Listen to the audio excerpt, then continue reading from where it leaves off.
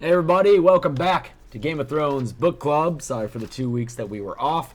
We were handling our business.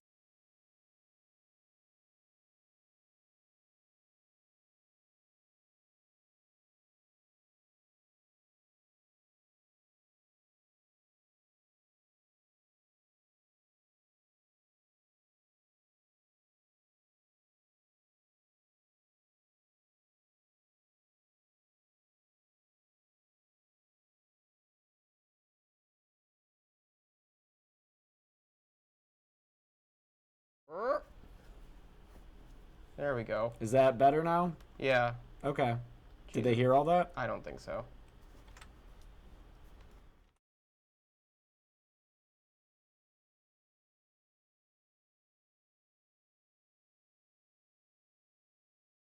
Don't exclaim like that. Oh, great. Get out of here, Clue. Hello, hello.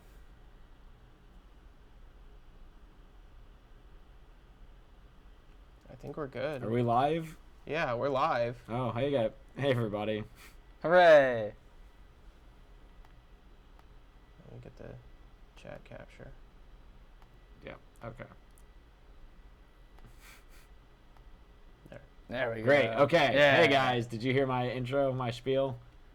If you didn't, you know what it is. This week's reading brings us to about halfway through the book. Almost, not quite. And in this reading, we had a lot of talk about food. A lot of food descriptions. There's so much food in this one. Yeah, there's a lot of food in this Some description. people don't have any. Some people have too much. Yeah. Okay. I can, you saying that makes the long passages describing food make more sense because there is a lot of describing people who don't have any. And so when we get these paragraphs describing feasts, it's like, oh, there is a lot going on. Like in Winterfell, they have food. Mm-hmm. Winterfell, they have lots of food.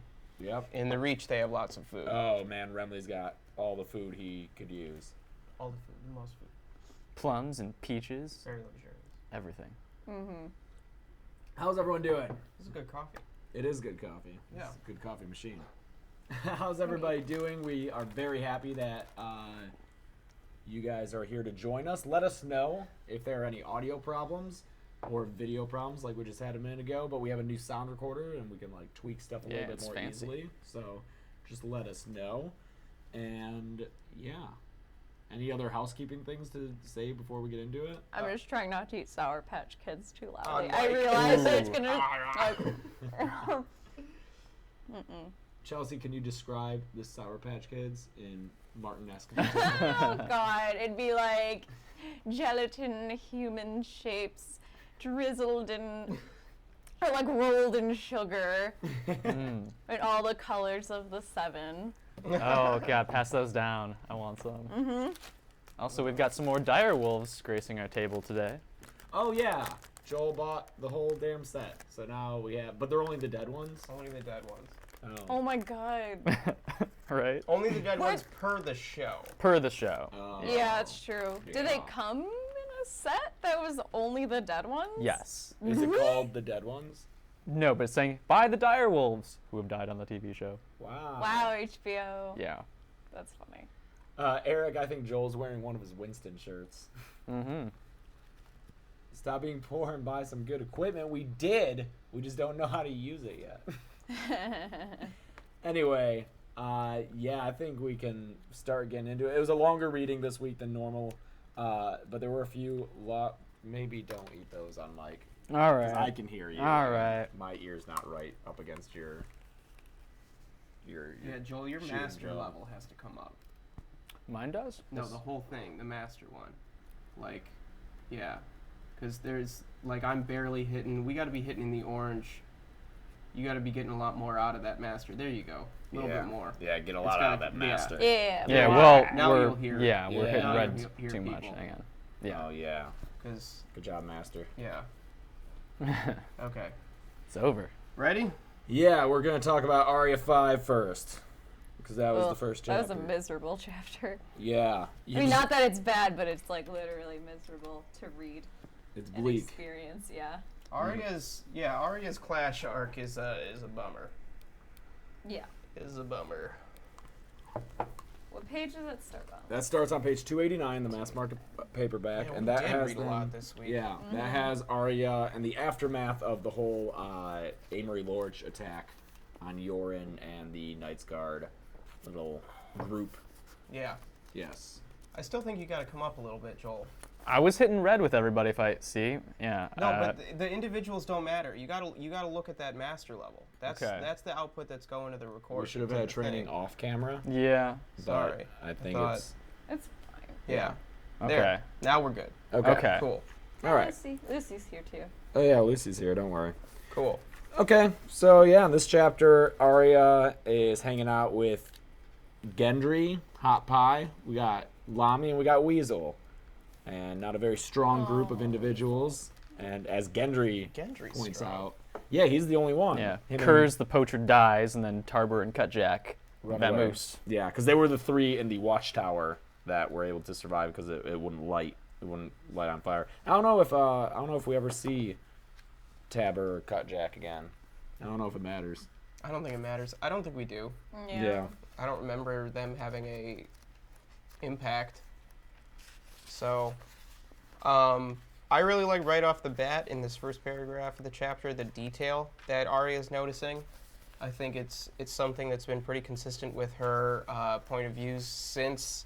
We're on page 289.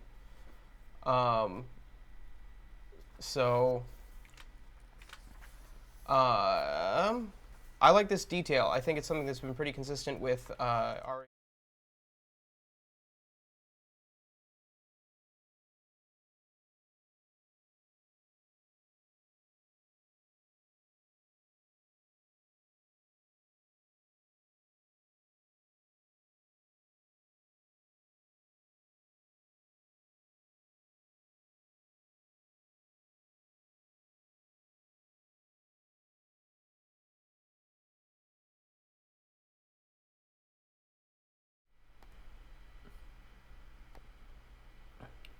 Okay. Continue. So Just leave that up. yeah. So that's I think that's really interesting that part of her character has grown and increased since her lessons with Syrio. Like she's, like we've talked about her repeating the words before, but she's putting it into action. And I think in her journey through the Riverlands, we're seeing that her put those lessons into action. Yeah, I think even in this chapter, she relays one of those lessons as a teacher to Hot Pie. On page 304, she says, "Just remember, fear cuts deeper than swords." Like, not only has she internalized these lessons, she's also spitting them back out for other people. I think it's so sad that Weasel definitely knows Arya's a girl. Yeah. Oh, for sure. Clutching her leg like that. Yeah. Oh yeah. It's so depressing. Yeah, I didn't think about that. And Gendry does. This is the chapter where he reveals that he knows that she's a girl. And it plays out pretty much like the show. Pretty playful, especially when he finds out that she is Lady Yeah. Arya Stark of Winterfell. I love like she kicks him and he laughs. Yeah. And, yeah. But she, I guess I don't know her mind in the show, but I thought it was interesting that she made the calculation, okay, I could trust him, but it'd be safer to kill him. I don't think I can kill him, therefore I have to trust him. Yeah. But There- some of the, go ahead. I was going to say, I feel like in this chapter there are a lot of like moments where she's seeing something like the swan on the lake and thinking, oh, it'd be great to be that swan right now. I would also like to eat it. Like there are a lot of moments where she's thinking like, okay, I want to do this thing. I have to do this thing by circumstance. Yeah, I noticed two occasions. Or actually, Chelsea, you had something? No, it's not. I was just gonna say that if anyone plays Telltale games, the moment where Arya has to decide if she's gonna tell Gendry if she's a girl or not was like one of those moments. Yeah. Where where you have to pause pick and it's like, something. tell Gendry, kill Gendry, run away. So you could kill Gendry? You could try, I guess. No, she's just. Oh, Oh I yeah, don't- it's hypothetically. like- Oh wait, Yeah. I don't know how Telltale games. Oh works. yeah. Yeah. I did notice 2 times that he did the style. Part of her wanted to cry, the other part wanted to kick him. Yeah. Part of her. Gotta note these things a little better. There was another occasion of it, but was there a third? Because it's always weird to me when something's repeated once. But Yeah, there was wanting to cry for Yoren, wanting to kick him for being dead, wanting to swim in the lake, wanting to not reveal that she's a girl. Mm-hmm. I think it's interesting how much like kicking is like something that evidently children of Westeros do a lot of. Like all of these kids keep coming back to kicking. Like, wasn't Hot Pie's thing like He I kicked a guy kicked to a boy death. to death? Yeah. And, like, Yeah. yeah, I just think that that's kind of a fun little detail. One of the things that I liked reading was when she's talking about Yoren, Arya would not leave until they found Yoren. They couldn't have killed him, she told herself. He was too hard and tough. And then the next paragraph, the axe blow that had killed him. That's Yeah. part. I love the moment that directly follows that. What page is that on? That's on 290. 290. I love the moment immediately following that when he talks about, and the corpses of 4 Lannister men-at-arms were heaped near Yoren's. Arya wondered how many it had taken to bring him down. So I think that she's, like, this is a way of, like, her learning. We get a lot of lessons, I think, throughout the reading, this week's reading. Like, a lot of our point of view characters learn things, and I think one of the lessons that Arya's learning here is that people who seem, like they can't be killed, they can they still can't. Like, it's just like he took out 4 guys, but that doesn't mean that 5 guys can't kill him. Good lesson for Arya to learn. Right. And I think that that's, strength, combat prowess, that only goes so far. And I wonder if it's intentional that maybe she's learning this lesson in the same chapter that she meets the Mountain. Sure. Yeah. This huge, lumbering, unkillable guy who Yeah. maybe he'll get killed or not. I don't know, Joel. I don't know either. Yeah, Anger we don't want anyone to by spoil spoiling anything. you. Yeah. To your point, I thought the chapter is also paying a lot of attention to dead bodies and how things that used to be human now can just be picked over by all kinds of animals, and that the line between alive and dead, it's so, I guess to use that George uses when Lamy gets killed. So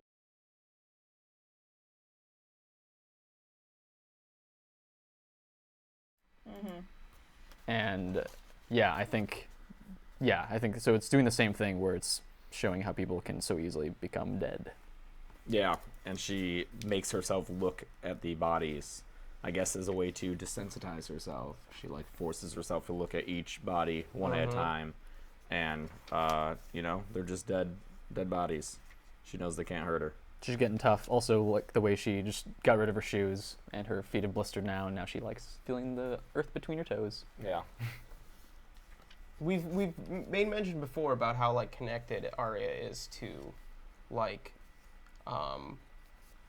the earth and, like, the small folk, and, like, She'd rather walk than Yeah. ride a litter. Sure, and I think that that's another thing that's been pretty consistent with her points of view chapters.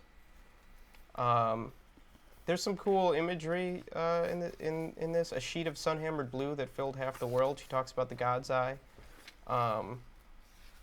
So I think there were a couple points in this week's reading I noted some just, like, really nice turns of phrase.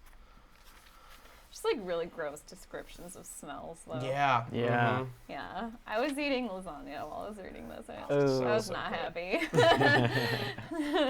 Especially the way that food smell mixed with the smell of Yeah. dead bodies. Yeah. Great. I wonder how you would fare if you took a drink every time the word yield was in this chapter. I wrote that this is the yielding chapter. And No there's a kidding. lot of humor around it, Like, he establishes how much Lamy and Hot Pie want to yield, and then it just comes back for so many sources of jokes. Like, what if the wolves come? Yield. Yeah. Yeah. So And funny. Arya let her head droop, only half aware of what was going on around her. Hot Pie was yielding some more. Mm-hmm. And then, of course, like, when Lamy does yield, Yeah. they kill him because, of course, Yeah, he never even had time to yield again. you know.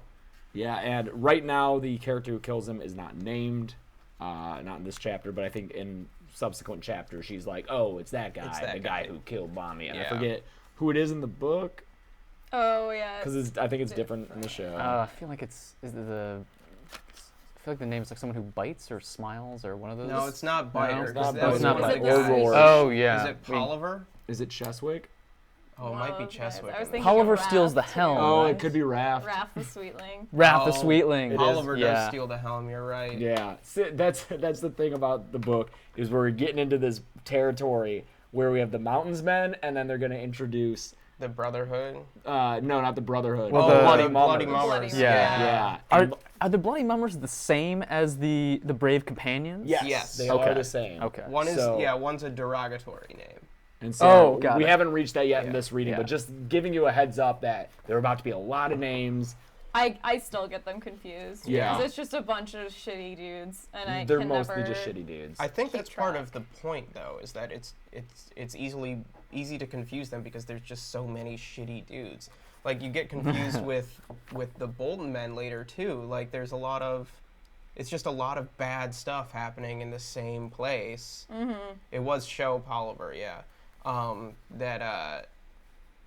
That it's just it doesn't matter who it is. And like when they come up to when Arya comes up to the village and there's the banner that's like not blowing, so she can't tell what it is. Yeah. I think that's intentional as well to show it doesn't really matter what the cloth says. These people have done horrible things, and the point is that they've done horrible things. But Arya names them Lannisters. Even very early in the chapter, on the first page of the Arya chapter, she said the Lannisters had earned it. She just jumps to that conclusion because of her own personal bias, and I think that's something that George is pointing out as well, is that like for Arya, everybody is guilty until proven innocent, and even then, it might not be enough. So, I mean, it turns out it is the Lannister, Yeah, because But, like- I think this part of we still haven't gotten any Cersei or Jaime POV, so Sure. we're still in like Lannisters Lannisters as are bad villains. guys. Yeah. I think we're also seeing that Love Arya that still game. has some illusions about the war and what it takes to survive, because it turns out to be the Lannisters, but because she thinks that only Lannisters could be capable of this kind of cruelty, but in war right now we're hearing reports of people just ditching sides and looking out for themselves, so it could have been other people too. Sure. And I think that, I don't know, I wonder if a more experienced Arya, like a colder-hearted Arya, would feel like honor-bound to go back for Gendry, or just go on without them. I don't think she would ever go on without Gendry because he's such a source of strength for her. I don't know. Yeah, she's still like, I think she recognizes her physical limitations in this world. You know, being Yeah. a young, scrawny little girl. Yeah. I think she knows that she needs Gendry's strength. I think she puts a lot of like she has a lot of confidence about her fighting ability. Like she says, like I can kill one guard, but I don't think she understands exactly what that means. Like when they do get beset upon by guards, she's easily overpowered by a grown man. Yeah. So, and I think that's part of the lesson in this too, is that like she's good. Yeah, sure, she's good with a sword one-on-one against somebody who's of equal size. But if she gets surprised by someone who can, pick her up, she's in trouble. Yeah. Hang on for a second, guys. Bear with us. Also, can you delete Yeah. theme song? Yeah.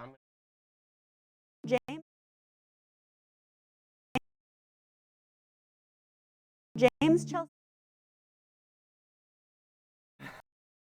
Shit. thought I Gressel was was the gonna one say who something, now I disappeared. got so confused. Oh yeah, but like earlier Oh. she's saying 1 second, because I'm not sure if our sound's coming in yet. It's not. it's not. Just oh. wait until he deletes all these so we can be safe. Just recreate that later. Yeah. Okay.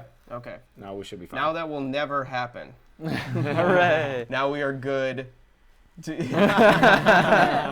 What the fuck was that on screen? Yeah. Oh, just watching Yeah, them cycle sorry. through this. Okay. We didn't clear Thanks out for all of our bearing with us, shit. guys. We didn't. from Yeah, we Clue. had all of our stuff in from Clue. We should have commercials. We should should film have commercials for commercials. like Audible and air them just like that. during Oh. the- Yeah. Chelsea, what were you saying? I don't remember anymore. Oh no. How do you feel about this chapter? I just think it's so depressing. Like it was hard to read I don't know. Arya's not my favorite. I like Arya, but I'm not super interested in her storyline. It's just not my thing. And I think it's just depressing. And like the Hound, or not the Hound, the Mountain, all that shit sucks. Like Harrenhal sucks when we get there. Yeah. It just all sucks.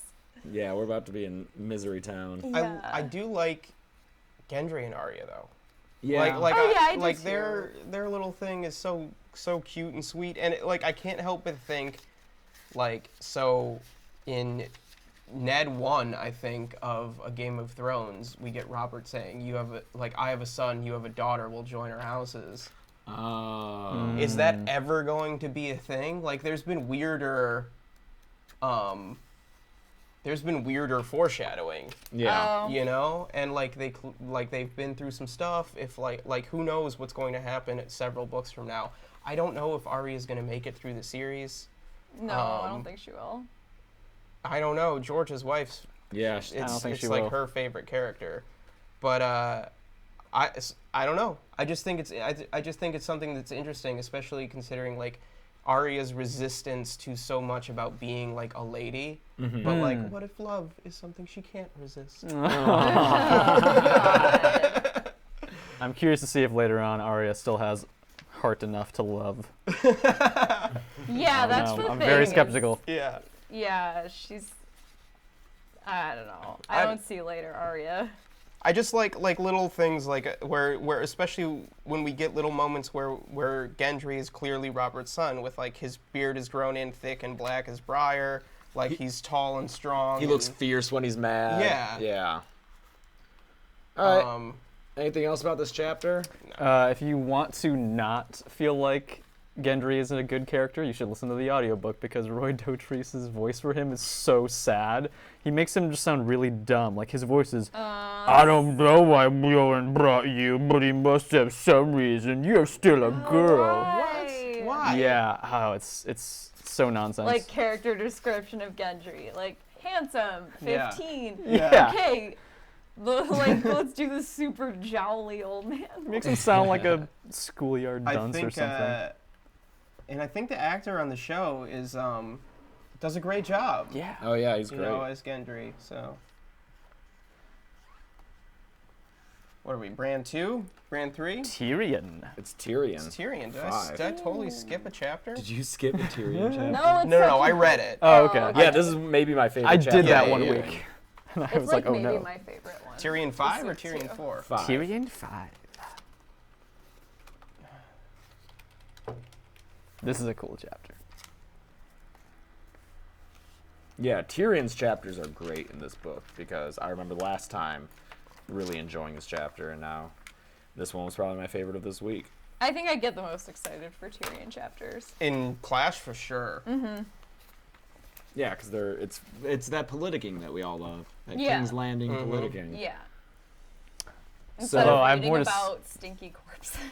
Yeah. So in this chapter, this is the one where he meets with Jocelyn Bywater. Does he do something first? Oh yeah, of course. He meets with the alchemists. Yeah. Yeah, it's the so good. wisdoms, and he discovers what's going on as far as all the wildfire stocks.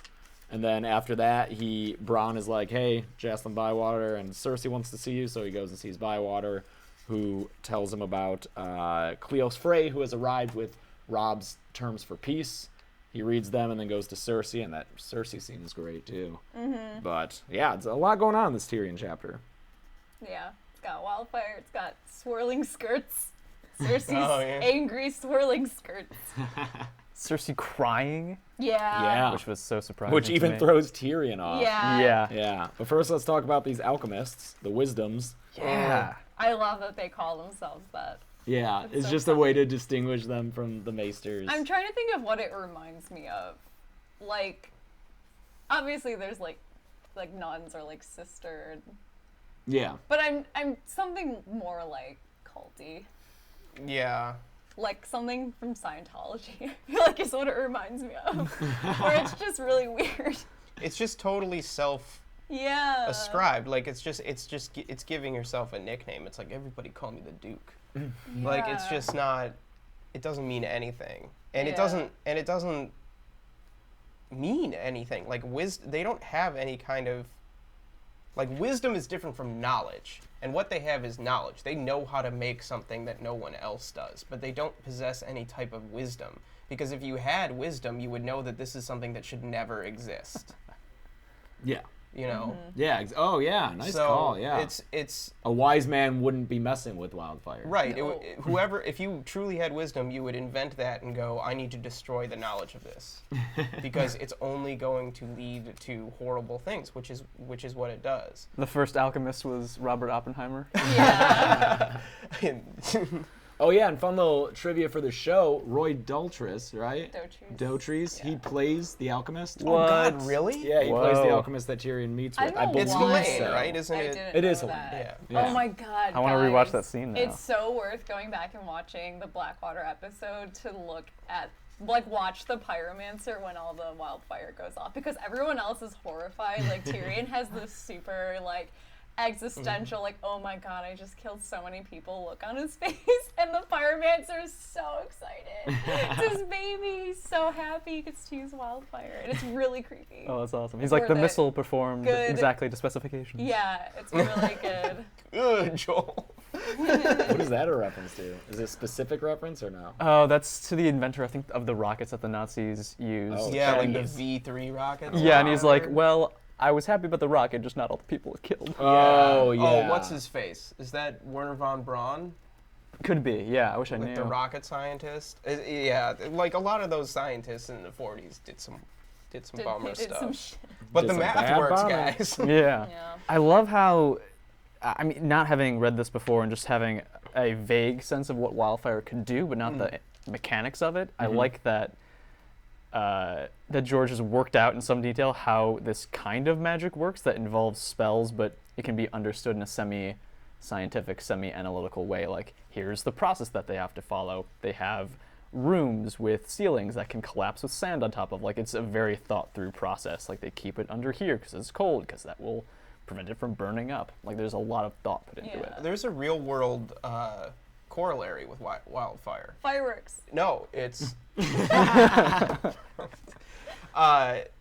there was a substance in antiquity called Greek fire that was essentially napalm that people still don't know how they made. Huh. But it was used in like naval warfare. I forget exactly what like battle famously, but it was like wildfire. Like it burned on water. Wow.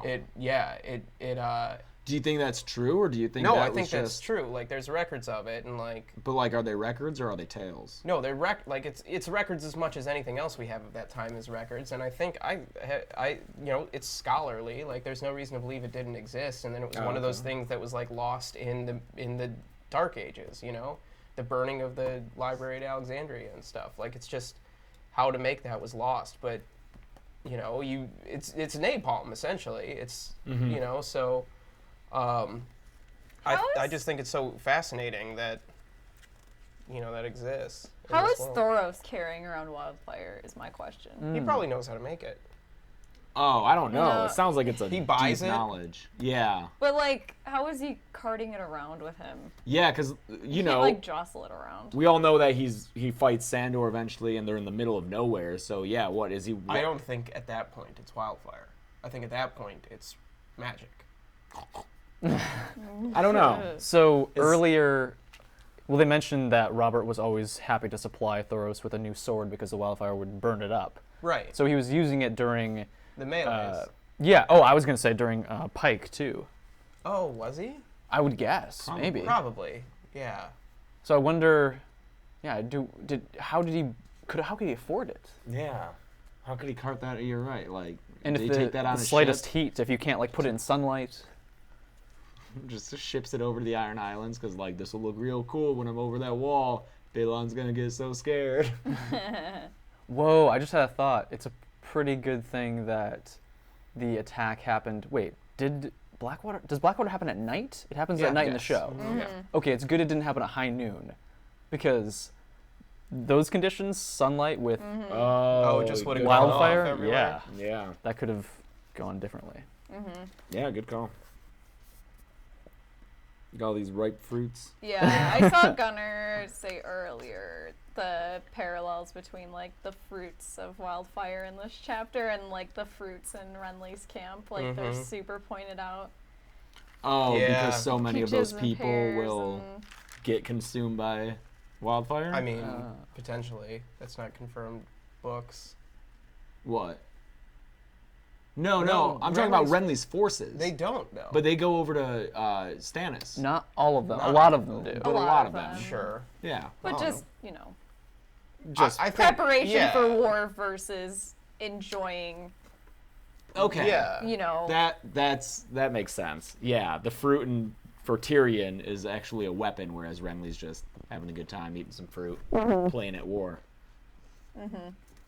I also like how the chapter tells stories about the past, about different kings using this and storing it, and then tells about how it could be used in the present and maybe even the future at some point. And on that similar note, that the alchemists were once like the maesters, but that the maesters kind of replaced them, and I feel like that's, we've seen parallels of that in the real world, where if you consider maesters doctors, men of science, Sure. whereas alchemists were a thing before, trying to turn, was it lead into gold? Just metals into other metals.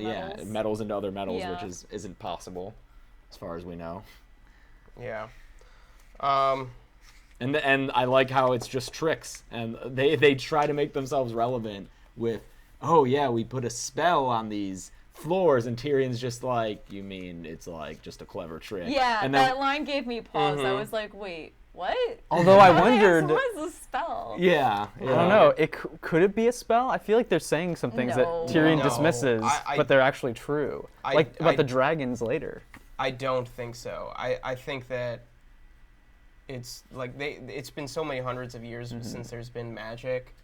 I don't think there's any kind of spell. It's just a trap door. And I don't feel as though these guys are like the House of Black and White, who may know a few things that would blow Tyrion's mind. I think these guys are just struggling for relevance, and that's why they put up this big show of having wildfire burning when Tyrion visits, but he knows that they're just going to put it out. I when he love leaves. that. I love Yeah, that. But it that's cool. sounds so, like, that description is so intense.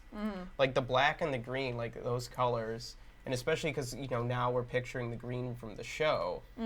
It's it's haunting. That's a haunting image, going into, like, a jet black stone hall. I was picturing a little bit of the way down to the dungeons of Slytherin in their I was common thinking room. that. I was gonna say it's very Slytherin Yeah. common room. Yeah, I was there. It's a good thing that their common room is beneath the lake, because that place could just go up with all that wildfire. Yeah. Oh, and then just a quick note there, Joffrey killing peasants. Yeah. God. Oh, yeah. Oh yeah. That's on the bottom of 312. Yeah. We saw the start of Like, that and in winning us Sansa's more chapter. friends or whatever. Yeah. Yeah.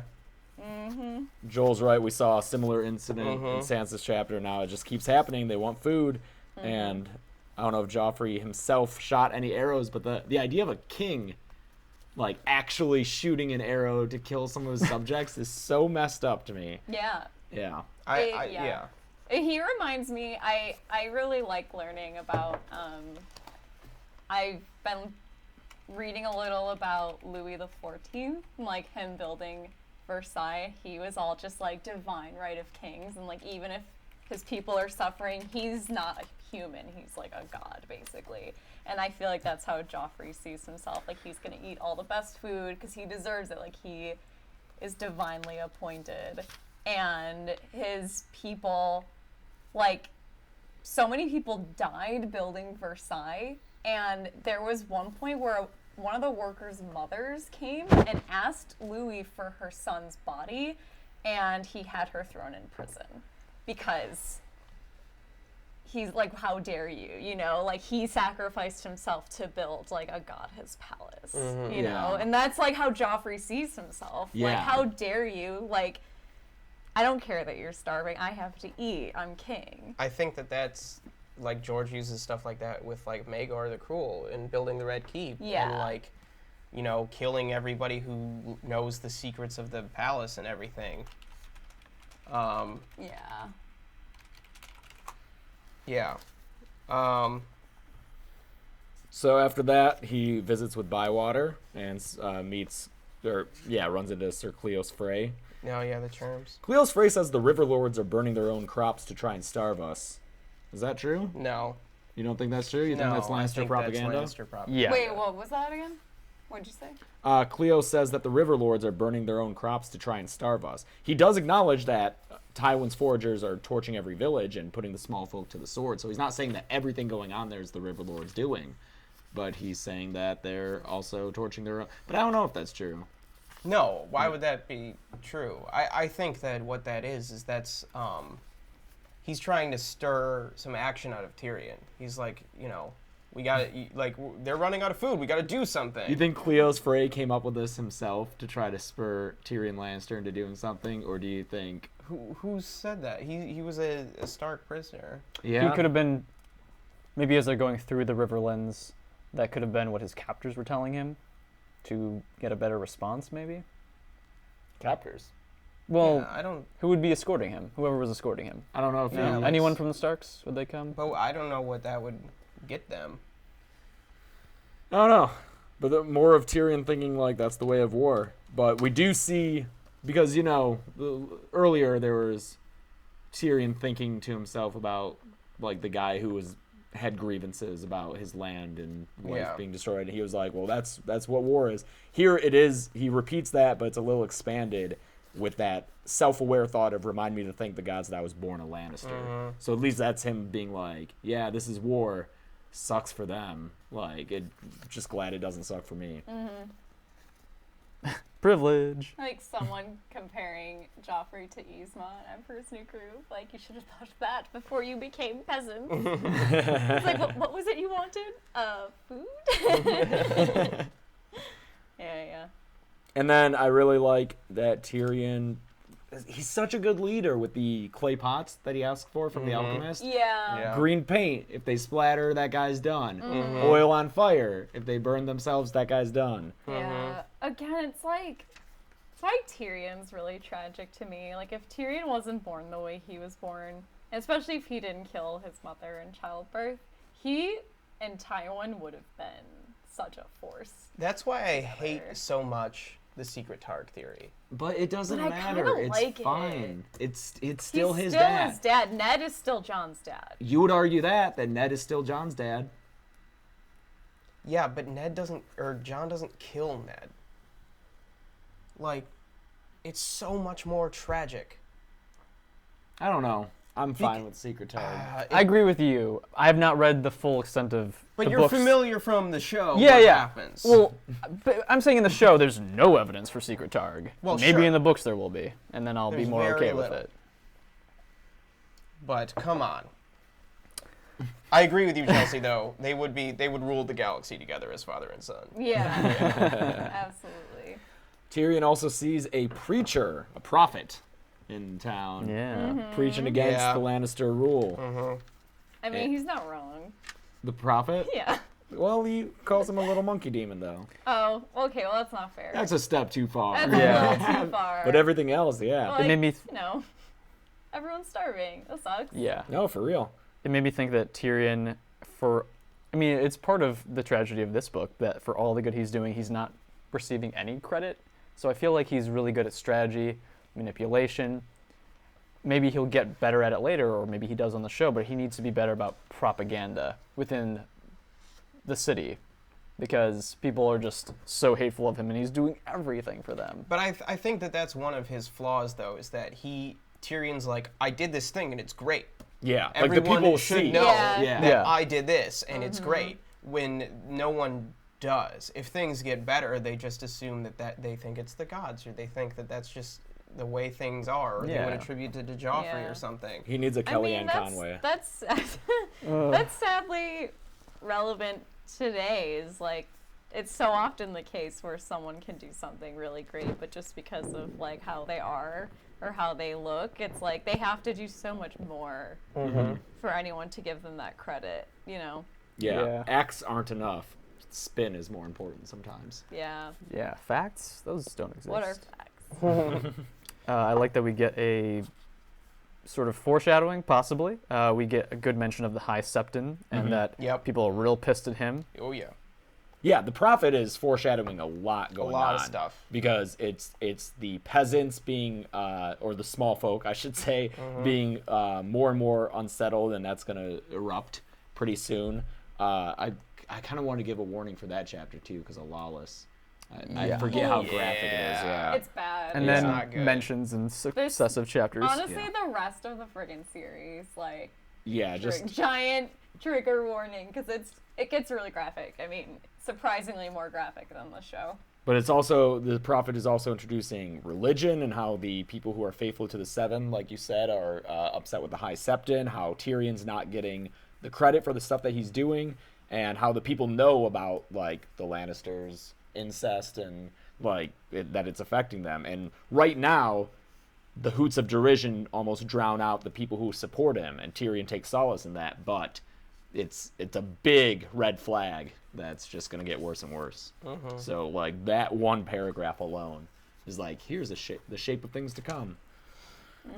There's a lot of, I think there's a lot of ownership issues with the Lannisters. Like when Tyrion comes back and sees Cersei in the Tower of the Hand, he says, "What are you doing in my tower? Who admitted you to my tower? Your tower. It's my son's castle."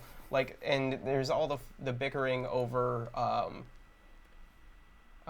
There's all the bickering over like who deserves to inherit Casterly Rock, and you know who owns like it's so much ownership with the Lannisters, so they feel like they deserve to kind of be above everything else and control it. And I think that that's part of Tyrion's problem too, is that he's like, this is my city that I'm in charge of protecting, that you know I deserve the credit for. These are my subjects. Like it's he's ruling, but he's not king. You know, and in that way he's not an effective hand, even though he's doing everything right that a hand should be doing. The fact that he wants to take credit for it, like, defeats the purpose. Oh, I see what you're saying. You know what I'm saying? Because the hand's job is to just let the king take the credit for it? Yeah. Like, you're there to make the king look good. Because the king, the concept of the king, as we learned from the whole War of the Five Kings, is essentially meaningless. There are so many... Even Renly, in his chapter, says exactly. he can It's call like, himself he can call king, himself king, whatever. I don't care. Yeah. And I Yeah. think that, you know... But Renly is the one who understands that it's the public image of the king. Again, the spin. Yeah. You know, that matters. That's why Stannis would be a terrible king, because he would do everything right and everyone would hate him. Stannis got no spin. Right. Yeah. Yeah. Stannis is frontline. Like, when you think about it, there's not a single person ruling King's Landing right now for the people to look up to or feel protected by. In King's Landing? Uh-huh. Yeah. Yeah. Yeah.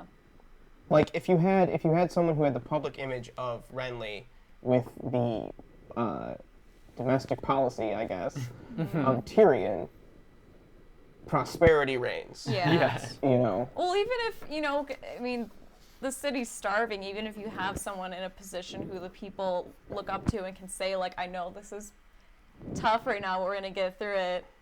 Yeah. Austerity rations Yeah. for the good of the people. We need fireside chats. Yeah, exactly. No, like, that's exactly what's not happening. And if there's a Marjorie out in the streets, like, caring for young orphans, even if the practical results are not that different, you still have the goodwill out there. Yeah, it's a lot better. Yeah. Yeah. I mean, he does give Joffrey some things to take credit for, but they're all, like, they're very minimal. It's like, I can't think of an example now, but when people, like, come to King's Landing and he's like, I don't know, shit, I wish I had, an example. But he'll do things like polite gestures in Joffrey's name. Yeah. But I can't think of a specific example. But, like, do you know what I'm talking about? Yeah. Yeah.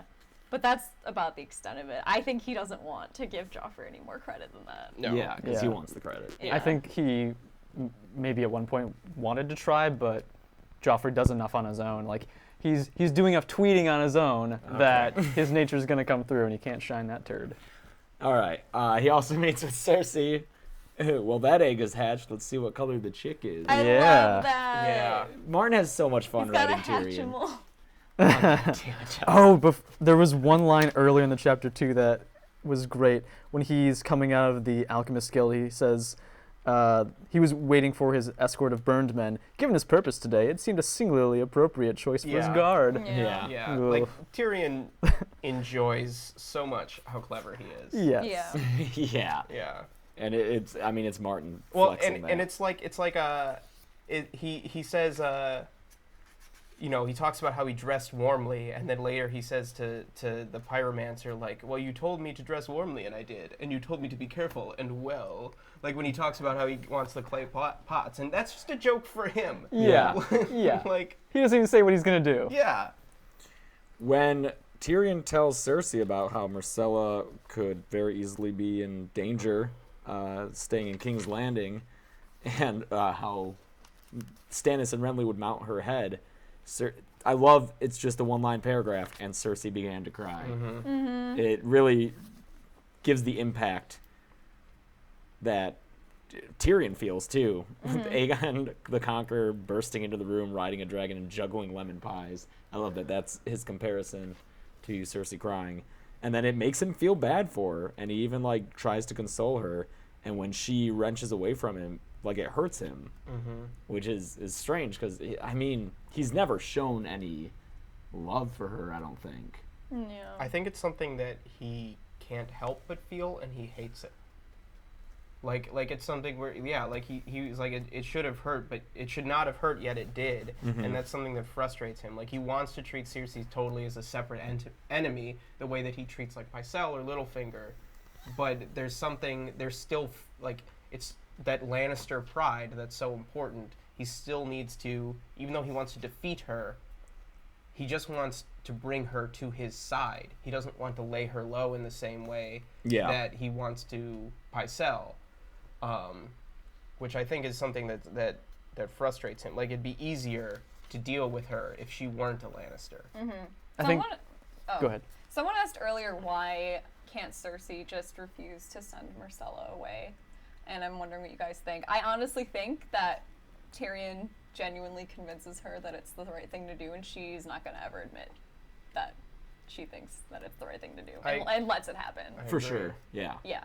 She could probably mount some kind of resistance, but if she really wanted to, but also he has so Yeah. many guards. Because and at the men very now. end of the chapter, it says, like, let her flay half my face. It will be a small price to pay for her consent to the Dornish marriage. He would have that now. He could sense it. So I think he knows that he's convincing her. Yeah, he feels that change in her because especially because like she's on 321, Cersei's green eyes bored into him, wary yet hungry for the reassurance he was feeding her. Yeah. Like she wants what he's telling her to be true, and so going along with the Myrcella marriage is part of that. Well, I don't think it's an accident too that his plan is to send Myrcella to Dorne. I think George is using the memory of the sack of King's Landing in this chapter to inform subtly Cersei's understanding of the wisdom of the plan. Like knowing what happened to Elia's children in the sack of King's Landing, Which is brought up, yeah. If something were to happen in a similar, if Stannis were to win, Yeah. don't you want Myrcella to avoid that fate? And I think that's something that Cersei realizes is true, because one thing you can say about Cersei is she loves her children. So, Yeah. Anything else you want to say about this Cersei scene, Chels? Our resident Cersei. Period. Full stop. I think Cersei crying is really interesting because I think she's the type of person to cry because she might understand how it makes other people feel because she's such a narcissist. Oh. I mean, it worked. It If worked. that I was mean, her- I could believe she genuinely would be wrecked. I mean, she is wrecked when Myrcella gets sent away, but I also think she knows how this makes her look to Tyrion. I don't think she cries often because she knows it can be seen as such a weakness, but I feel like it's such a trait of narcissists to cry specifically to manipulate other people. And I think maybe she knew in some way this was a really good time to play that card. Yeah, good point. Yeah. I think it's interesting too that she brings up, I mean she does it all the time, but she brings up if I had been born a man, I wouldn't need any of you. It's her thesis statement Yeah. right here. I should have been born a man. But in the context that we had previously been talking about, well, if Tyrion had been born a regular person, Yeah. and if Jaime had been born more intelligent, Yeah. like none of Jamie the not thinking. Yeah. none of the Lannister children have the whole package.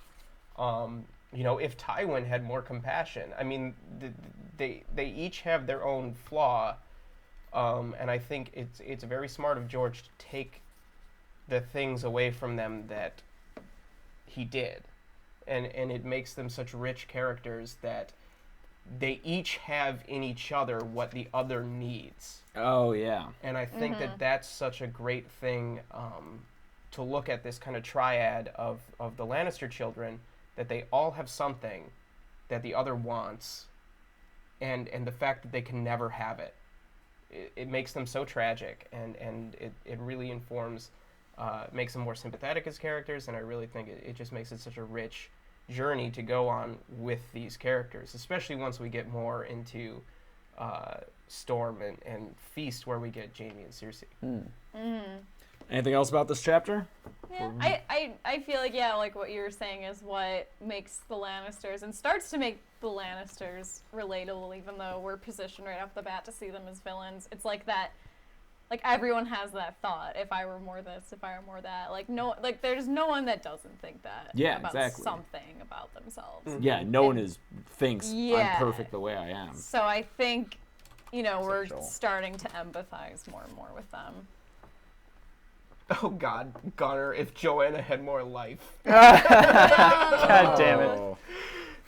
I was going to add one more thing. I think geopolitically, cementing this small partnership with Dorne is, like, every little bit is helping Tyrion right now. And I think Dorne not siding with Renly, like, they're not going to support the Lannisters, but them not siding with Renly is huge. I think it's interesting, too, so much of his kind of policy is just keeping people out of the war. Like, sending Littlefinger to the Vale is just to keep the Arryns and the Knights of the Vale out of the war. Sending Myrcella to Dorne is just to keep the Dornish out of the war. Like, he knows that, given enough time, he's relying on Tywin's prowess as a commander, and he believes that can win them the war, as long as they're not overwhelmed. That's what he said, is he needs time. Yeah. He needs time for Stefford to build up their second host, and for Tywin to sit pretty, and then once that's done, they're good. Right. They can take on Robb. They can deal with Right. the Baratheons. Yeah.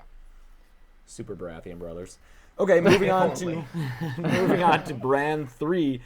Short little Bran chapter. He's still playing the Lord of Winterfell here, and this is our first chapter with lots and lots of food descriptions. Yeah. Just So reading good. so many food descriptions, and I'll admit the first half of this chapter I was just kind of checking out. There's not too much going on because he's So just much hosting a feast and there's a lot of food. But then I forgot, 2 new guests get let into the Hell feast. yeah. Reed's in the house, Yeah. Right? And it, From my experience, they're a book early. yeah, that's crazy. right, Joel. As Yeah. a show watcher only, you Yeah. may be familiar with them as they encounter Bran, Rickon, and Osha on the road, Yeah. right in the north. Yeah. Or not like north of the wall, but yeah, they're in the north.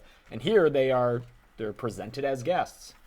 I do, before we get to the reads, I do like little moments where Bran is playing the Lord of Winterfell. Like, I like was gonna seeing that. Yeah. And a line that really, really got me is he's talking about how he's doing his lordly duty and he's sending different courses to different people. Yeah. And the whole Yeah. point of this gesture is to send it to the bannermen, the Lord's bannermen. Like, Yeah. you're going to honor another lord by giving them a good meal. But he sends some things to Joseph, the Master like of the Master Horse. of Horse, and then he sends things to Old Man and Hodor for no other reason but he loved them. Yeah. And I'm like, oh man, Bran, Yeah.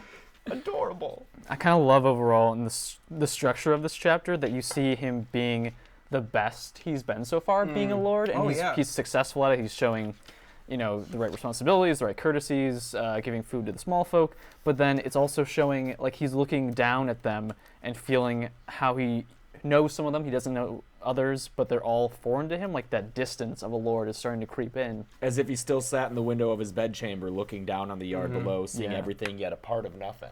Yeah. And then from there, he basically thinks about how all his family is gone, and basically Bran could use a friend, and then Jojen and Mira show up. Yeah. Oh my Oh, God. yeah. Especially, because we've just gotten a bunch of chapters with the Walders and how much he doesn't like them, and like Yeah. Rickons befriended them, Yeah. but Bran's still alone, and then we get the Reeds. I do like too that he like names. I mean, George does. He just names everybody. Like every single person has a name, but like he names like. He says of Bran, he liked Hayhead and Poxy Tim and Stiddick and the other new man well enough, but he missed his old friends, talking about the men who went south and died. But I think we're still seeing the fingers of Ned. Yeah. Like we know from Robb earlier how Ned taught Robb, like, know your men. Know who is serving under you, and that way they will serve you better.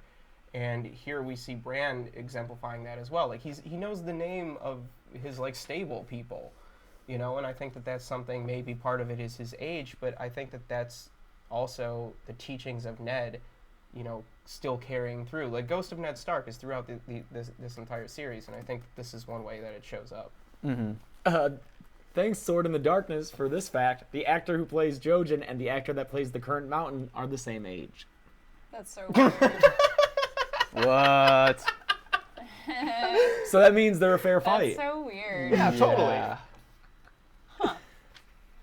I follow the actor that plays the Mountain on Instagram, and I love him. It's adorable. He's like his an tiny little adorable dog. man. Yeah, he has Yeah. a tiny dog, and Well- he just seems really friendly. Aren't all dogs tiny That's true. compared to him? Yeah. He's got like a massive. That's a Great Dane, Chelsea. No, it's like a little poofy dog. Yeah. I don't know, say thanks. We get the phrase "the Stark in Winterfell." Mm-hmm. Says that I Bran thought you were was talking about the Stark in phrase Winterfell. first. No. The Phrase. Yes. And yeah, the Reeds. Yeah. We'll get to it, but I have something cool to point out. Go ahead, do it. Yeah. Well, I feel bad because it's like literally the Oh, it's second like the to end. last page. Okay. Well, I don't all wanna right. jump there. Before we get there, I want to talk about the Reeds' oath. Oh, Yeah. it's one that he's not familiar loved with. This. Yeah. I loved this passage. It's pretty I cool, don't though. remember if they do it specifically in the show. I think they do a variation of it or something. I feel like they wouldn't miss the opportunity in the show to use the phrase "ice and fire." But I don't think they do this in the show. I don't remember it from the show. I don't Swear by remember Ice if they and do. Fire, I I don't don't- remember if they do or not. No. They said the title. They said it. But I really love this oath. It's one of the like the really old school stuff, like the First Men stuff and the Children of the Forest stuff. I find fascinating. Like bronze and iron, earth and water. Like this is like really old stuff. And it gets to like a lot of their values with like hearth and heart and harvest we yield up to you. Our swords and spears and arrows are yours to command. Grant mercy to our weak, help to our helpless, justice to all, and we shall never fail you. I think that that's such an important thing to note. The things that are so important to the Reeds, who hold to the old ways more so than most probably any Northern house. The Manderleys have their own way of showing it, but they're not First Men. So I think that that's just so interesting. Yeah. Do you know how sad I am? I missed last week when Wyman Manderley first made I was it. gonna say, yeah. Wyman Manderley is my boy, although he was in this chapter being fat and awesome. So Yeah, he on was. his like reinforced chair because he's so cute. But then Custom chair. he dances with. Because he dances. He With does- Beth, with little Yeah, with Beth. Beth Oh my Cassell. God, He's like, "Oh, little amazing. lady." He's literally Santa Claus. If Santa Claus just had a penchant for lampreys. Yeah, I love him. But with a handlebar walrus mustache, Yeah. not a big beard. He is wonderful. He just is like a good guy. And then we get, I forget which, Wendell? it's Wendell. In the next chapter. Catelyn later. And Yeah. Michael's cool too. Yeah, Wendell's. The Manderleys are such bros. Like I would marry into the Manderleys if I had to pick a family to marry into. Why the Manderleys awesome? Like they would treat So punk you rock. Sure, yeah. Yeah. well. You know. It's sort of getting ahead because this is next chapter, but I love when Catelyn thinks about Wendell Manderly, and she says that he loves food, but he loves honor more than food. Yeah. Like those are their two things: Yeah. honor Yeah. and food. Like that's Sounds good to like, me. What in like terms of Westeros husbands, he's got to be up there. The Manderleys? Yeah.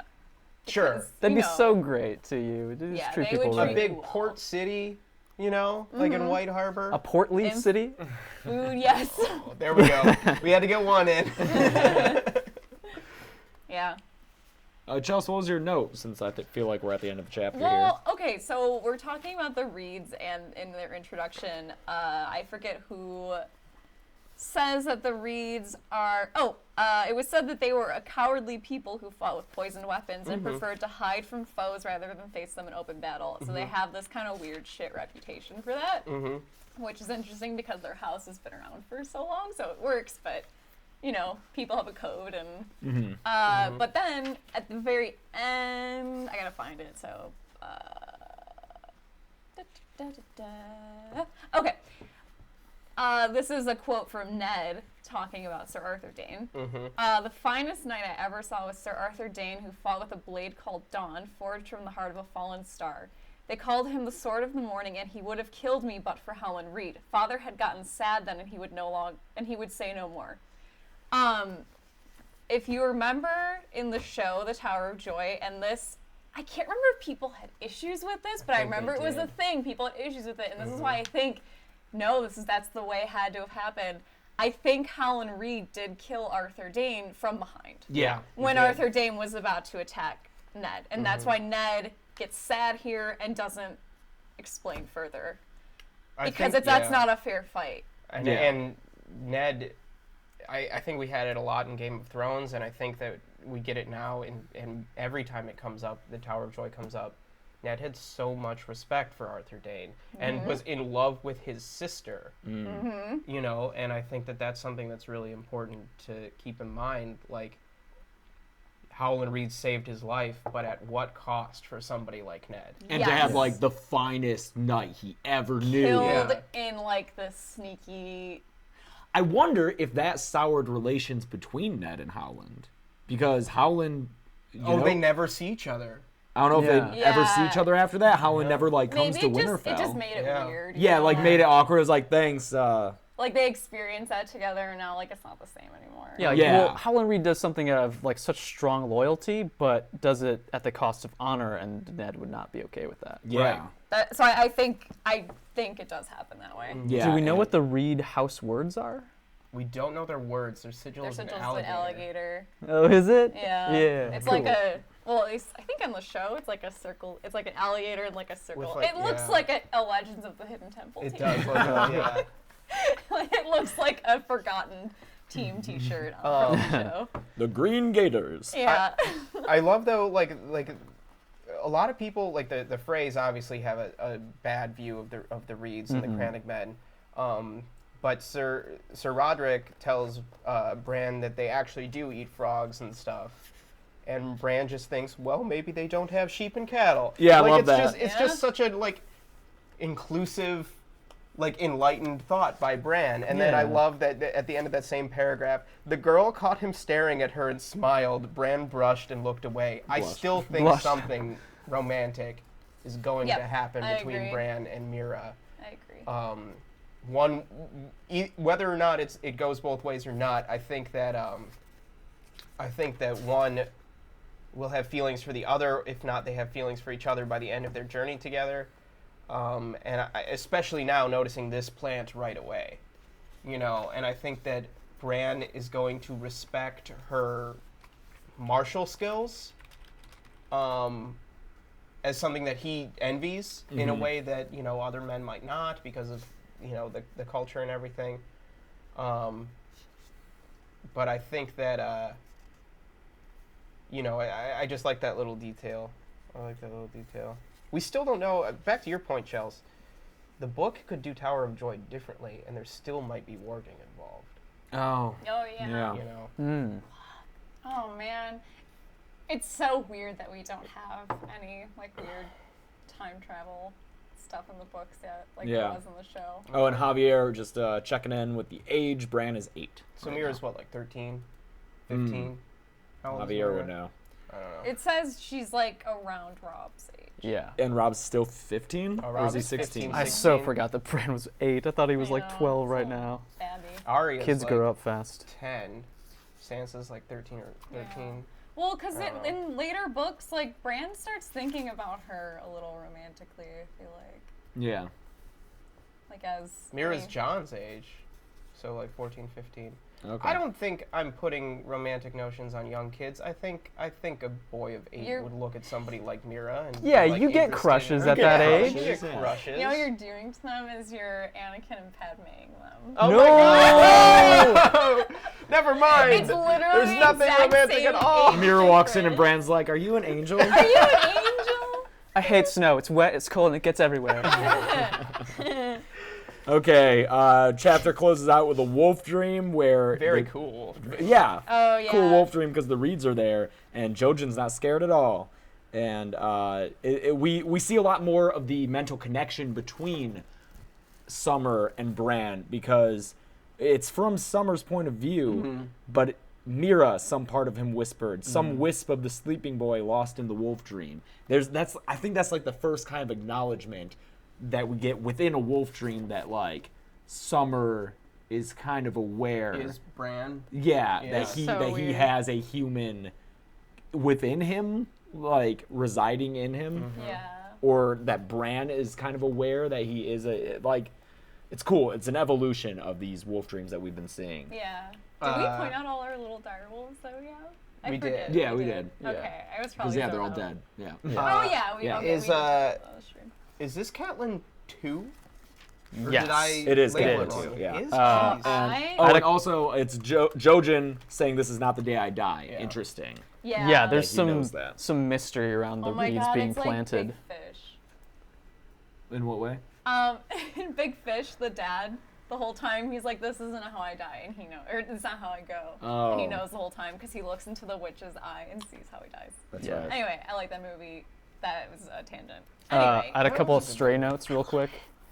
It's interesting to see how Lady Hornwood is just like pushing food around her plate, and then she won't even dance with Sir Roderick, who she was really into before. Like, she's not doing well. Lady Hornwood. Yeah. It doesn't get better. I know.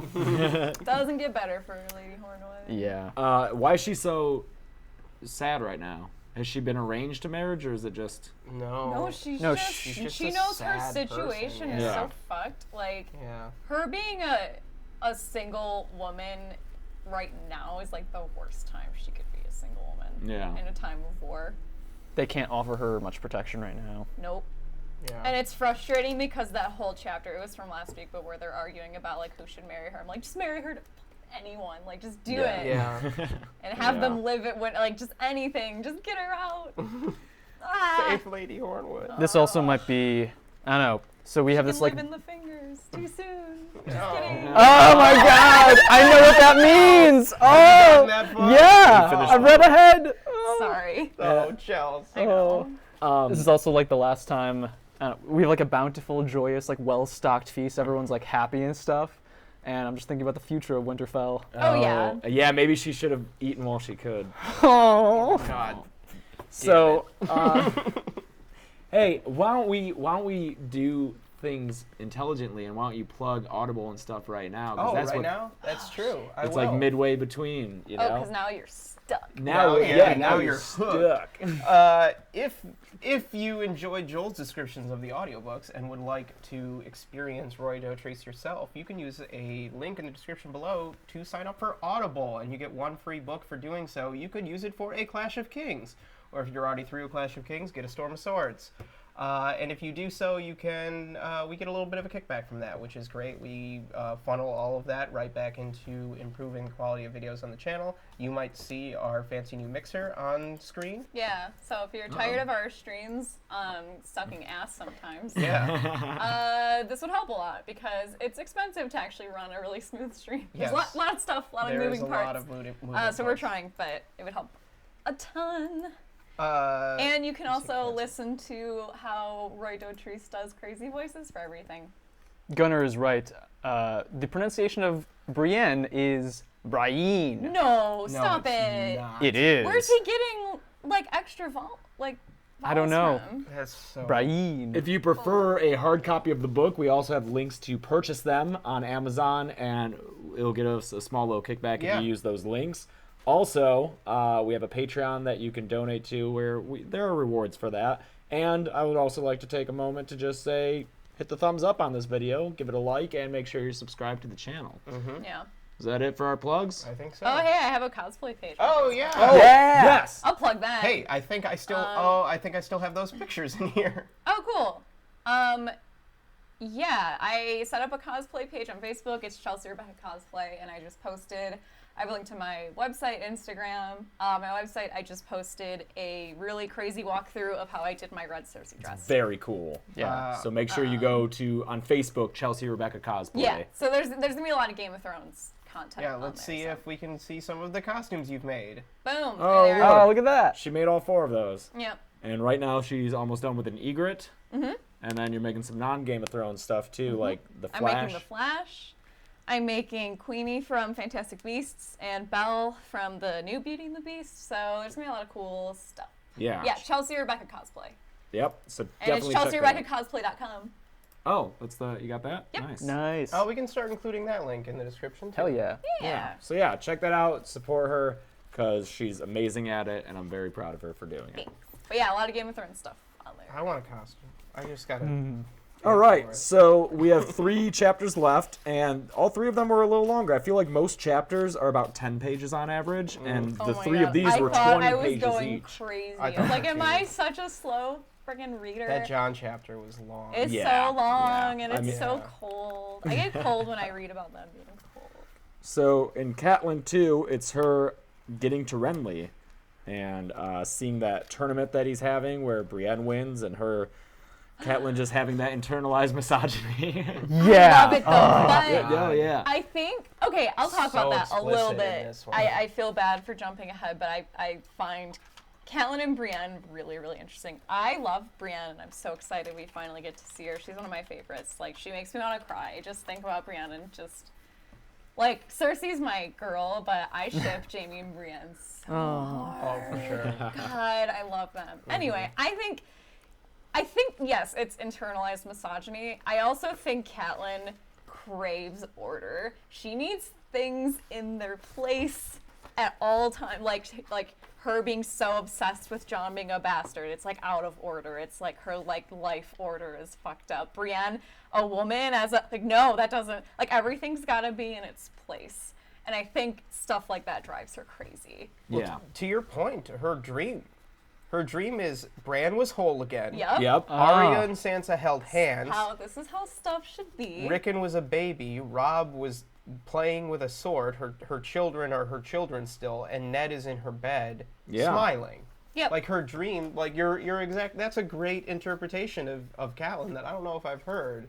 Is that Made it as explicit. Yeah. Yeah. She just needs everything to be how it should be. And like Renly, she can't support Renly because Stannis is the heir. Technically. Like, this is how it should be.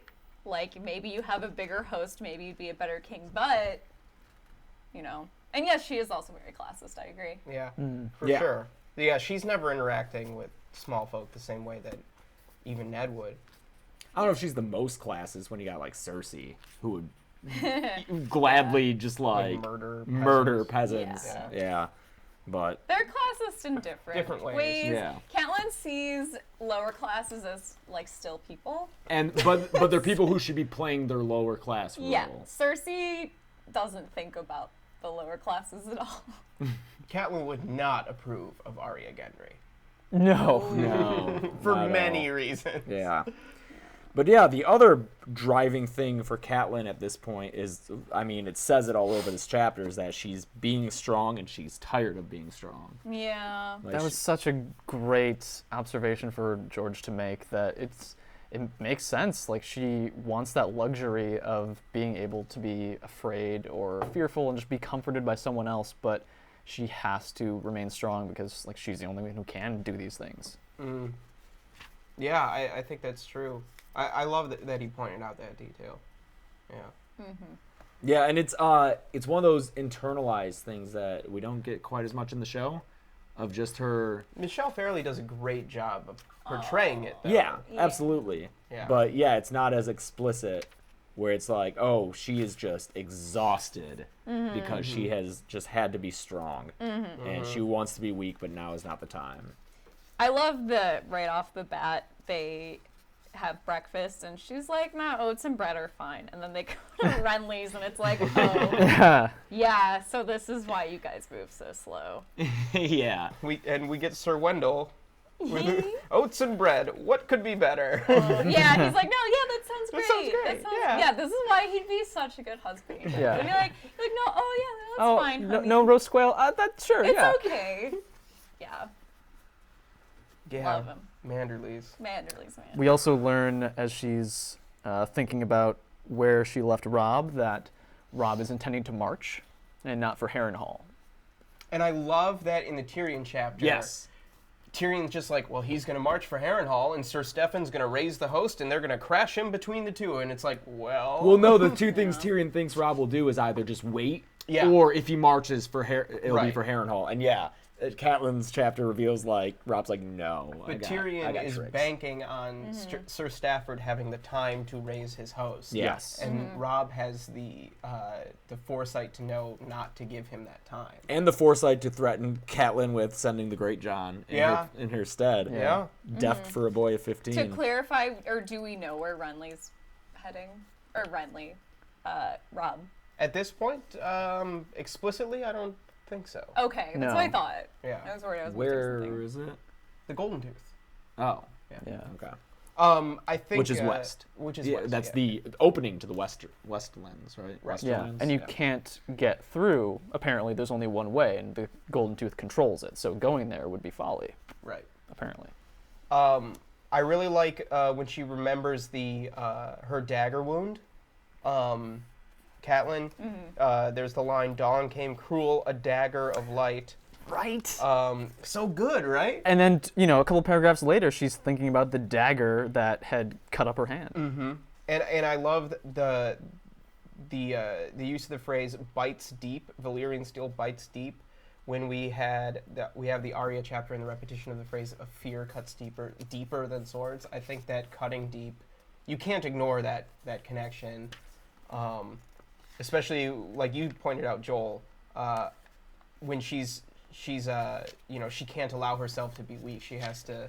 Right before that, it says one day she would allow herself to be less than strong. I think that's a connection that George was trying to make subtly with his language. I think there's also, Catelyn wouldn't like it, but there's also a connection you can make between her sort of using her hand and Jon using his hand. Oh, yeah. Yeah, that's a great point. I love that when she sees Renly, she describes him as a ghost in a golden crown because he's such the spitting image of Robert. There's a ton of foreshadowing in this Yes. There is. Also, possibly some foreshadowing pertaining to this back in Tyrion's chapter. I could just be reading into this, but I had this thought and it was interesting. The guy yelling in the square, "Highborn ladies fornicate with fools and give birth to monsters." I think that. Smoke baby. Oh. Okay. Sure, I don't know, maybe. but highborn lady, fool. Yeah. But Birthing monster. Yeah. That's is definitely that's a something. thing. You can't ignore that. I phrase. had the thought. Yeah. Sure. Um, Obviously, it's a reference to Littlefinger's rumor Yes, that which I apparently love. took hold. Yeah. I'm sad I wasn't there to Right next to discuss that Incest Gate, because, there's- and I love that chapter. Sorry, I shouldn't be discussing that, but I didn't get to. Damn it! Yeah. And there was a moment that stuck out that I almost texted you when I read it. It was when Littlefinger reveals his plan, and Cersei has this moment where she's like, "Oh, Littlefinger," and she just loves him so much in that moment. She And it's looks the at him like she only- looked at Jamie or it's something. the Yeah. only time that they're like, yes, best friends. I think the sentence that sets up the entire rest of this chapter is at the top of 339, and I think it informs the way that it's written, the scene that we see played out. It's near all the chivalry of the South had come to Renly's call, it seemed. I think that the use of chivalry here to mean Show. the knightly class Yeah. but also the concept of chivalry as kind of this smokescreen of like how things are supposed to be, where we get a melee that's fake war. We get all of the, she has to trust Sir Colin's honor, all these things where it's the South and the Reach especially, which is where the Manderleys are from originally, is so rooted in chivalry and the concept of, that I think that really informs how false a lot of the Renly's war making is, and that the person, I don't think it's any accident that the person who wins this melee against 100 and whatever knights, 116 of it, is not a knight. Yeah. But is Brienne. Yeah, it's not the beautiful Right. favorite of the people, Right? but it's one who, as Catelyn would describe it, looks ill-fitting when she's not in armor, doesn't look the part at all, but can still, in reality, when it comes down to it, still beat the Knight of Flowers. Also, go ahead. I was gonna say I love learning sigils of all the different regions, and I feel like the sigils from the Reach are really evocative of what the Reach is. Oh, sure. It's what? Fox and flowers, apples, a huntsman, oak leaves, cranes, and butterflies. There's just food and animals. Yeah. The Reach is super, courtly love type. Yeah, Yeah. if you Google what High Garden looks like, because we haven't seen it's it on the the show, which best. sucks, and we're totally not. Yeah. I mean, maybe, but Maybe. we're not. Probably If you Google what High Garden is supposed to look like, it looks like a fantasy castle.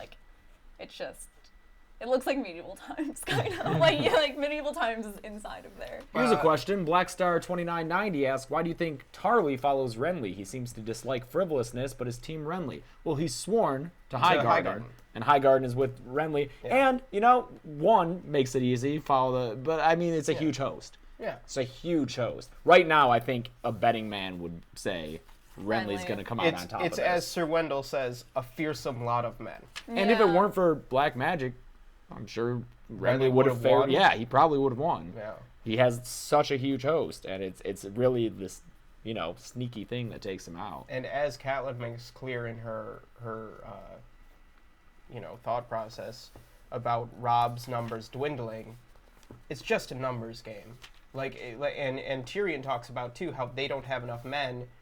Tywin doesn't have enough men to fight off Renly, and they don't have enough men at King's Landing to defend against Stannis. It's just a numbers game. Yeah, and I mean, it sounds like we don't really get Catelyn's reaction to Renly's proposal about allying himself with Robb, and Robb can go on calling himself King of the North, but he does have to bend the knee and do him homage.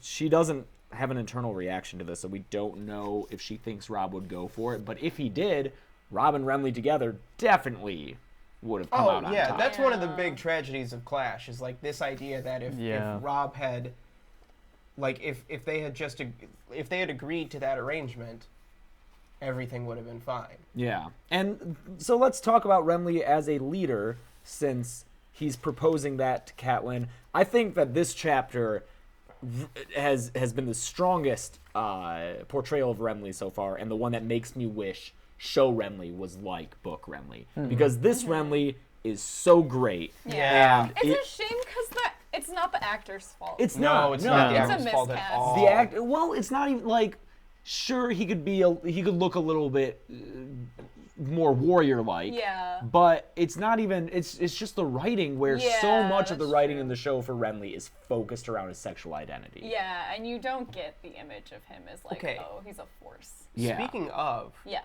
I looked closely for that. Did you guys get any gay stuff from this chapter? There's one small Are mention. you being No, I'm really. Oh, I yeah, couldn't. Yeah, there's Sure. it's Really? that he doesn't favor Absolutely. Marjorie. Sure, It's that he's but talking other to Loras than that, mostly. yeah, that That's one it. moment. Yeah. But Yeah. beyond that, No, I think it's just that. Well, there's also, I mean, again, this isn't a signifier of someone being gay, but if you wanted to read into it, you could. Him being like, "Oh, Robert would have had your daughters." Sure. There, I don't need any yeah. women but my There- queen. I was Yeah. going to bring that up as him being a good guy, but yeah, it does There- have double meaning. I think it's both. There Yeah. was, both. there was Yeah. that moment.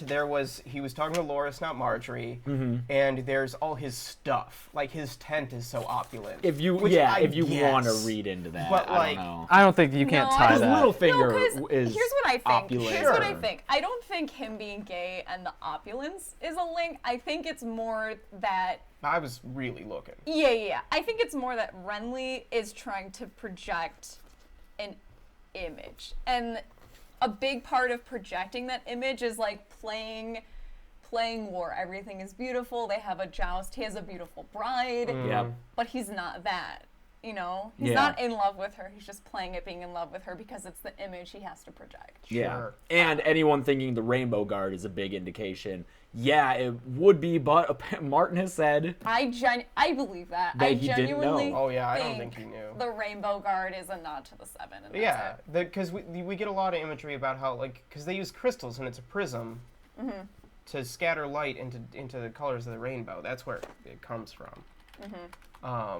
And we know he has a I- taste for fine things. Yeah. That's His I mean, he's armor- always had that. His too. armor is beautiful. It's unused, versus like versus like Robert's, which would have been, well worn. yeah. Um, But yeah, I mean, that's the frustrating thing about the show's portrayal of Renly is that it's so focused on something that is just subtext in Yeah, this. which is it's really tragic because the further we get, I think George's writing of Renly and Loras coping with Renly is really good. Oh yeah. And especially when you consider that this was like the late 90s. yeah. Yeah. And And we talked, I think it was last book, about the Blackfish, and about how the Blackfish, we believe, I think we all agree. I think that he's a gay He character. could be. Or asexual, someone. Sure. Yeah. has argued. But I think that that subtlety that comes across, like the show just could have handled it much better, and it's so unfortunate that he's reduced to like these really like overt. Yeah, because kind of- this Renly is awesome. Like, she notes that he partakes in drink and food, but he's not a glutton. Yeah. He's not a drunkard. And he's friends with everyone. He's friends with Yep. everyone. He talks to the people. The people love him for a reason because he's a good guy. And like he's smart enough as far as like the numbers game goes. Yep. And when Brienne gets on Catelyn's case about like it's your grace and like he's a king and he's like it's fine, it's all right. Like he's not stuffy about his title, which is the same with saying like Rob can call himself King of the North, whatever. I just want to rule and be a good ruler. And yeah, it's tragic because I think too like his relationship with Brienne's really interesting. I think he gets her. And He understands. I think that the book is establishing right away that Brienne is in love with him. Yes. On page Oh. Right 344. away. Because Catelyn notices the way she looked at the king was painful to see. Yeah, I've seen some places people speculate that Brienne is a lesbian. I'm like, no, she loves Renly. loves Renly. And then later and loves Jamie, and Yeah. they're gonna be together. Joel? I was gonna say too that it's also tragic because we've had in the past, I think we even talked about the way Renly was talking about how he could rule and what his personal assets were, and I was at least a little dismissive because he seemed that he was boasting. But here, in terms of what a king should be and that a king should be loved, here it makes sense. Like he is actually as good as he said he would be, except that he's overconfident. Like him assuming that Stannis will come to his side, him assuming that he has Dorne. Yeah. I think he's going to. Sure, he's Well- still a little naive because he's young. Yeah, But he's- like he does have a force to kind of back up his boasts. Yeah, But it doesn't mean he should be partying all the time with Yeah. them. Sure, yeah. There's a debate going on about whether or not Renly would be a good king, and I think Renly has a lot of similarities to Tyrion Lannister. Ooh. Oh, for sure. Oh, you Yeah. think so? That's Oh, not a yeah. that's not very like favorable comparison. No, but the thing is Tytos Lannister was by all accounts extremely likable and tried to like everyone and tried. This Tytos Lannister is Tywin Lannister's father. Yeah. To clarify. And Tywin hates Tytos And because yes, Tywin really resents Tytos because Tytos, in the end, because he was so likable and wanted to be so loved, like it seems like Renly does, he became a doormat. people just took advantage of him. And in a way, Renly is as well. He's a puppet for the Tyrells. Yeah. You know? Yeah. Like so if you look at who's surrounding him at the feast, it's the Tyrells on either side of him, and then it's people like Randall Tarley and the Fossways and like these are Reach houses. These are not Stormland's houses who are near him. He's a good king in a scenario like this where it's a bubble and everyone has a reason to love him. I think he would make Rechecks it. I think he would make a great king if he had a great hand. If he had Tyrion as his hand, which wouldn't happen, but he would be amazing. Yeah, but I think he would only be as good of a king as his hand. It is why we need the Super Baratheon brothers. It's why we need Tywin to be king, but Renly to be like Tyrion. Tyrion or Tywin. What the fuck Stannis is king? Stannis, yes. Stannis is king, but Renly is like the face. Oh. Yes, whichever. Well, And I then don't it's know. I was thinking Renly as king, Stannis' hand.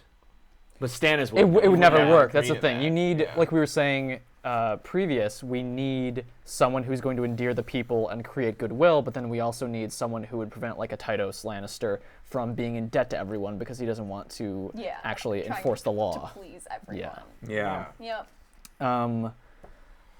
There's the giant foreshadowing on page 347. Oh, I think I know what this might be. Catelyn is in his tent and she's looking at his armor. Yeah. The steel was polished to such a high sheen that she could see her reflection in the breastplate, gazing back at her as if from the bottom of a deep green pond. The face of a drowned woman, Catelyn thought. Yeah. Can you drown in grief? Yeah. Also, sorry, I feel bad. I feel like I know we're enough, jumping but I around. don't know completely. At this like party that they're all at, and Catelyn's looking at Brienne and is like, "Man, what like just this is an unfortunate person." Ugh. And she's like, she can barely look up from her food. And I wonder, because we learn a lot about Brienne and like a big instigating event for her, and like her insecurity happens at a ball because everyone pretends to want to dance with her. And I you wonder. familiar with That was in the show, I That think. was A in little It's bit. in the show. Okay. She's, yes, that's why I'm. No spoiler, guys. It's in the show. But it's when she. Too sensitive to that. It's when she. Yeah, she talks about how all these guys had a bet. And it's just so tragic. They all like pretended to want to dance with her and flatter her, and then she realizes they're all playing a trick on her. And I wonder, that's got to be what she's thinking about. Yeah. Off of that. Am I going to get carried again? Yeah.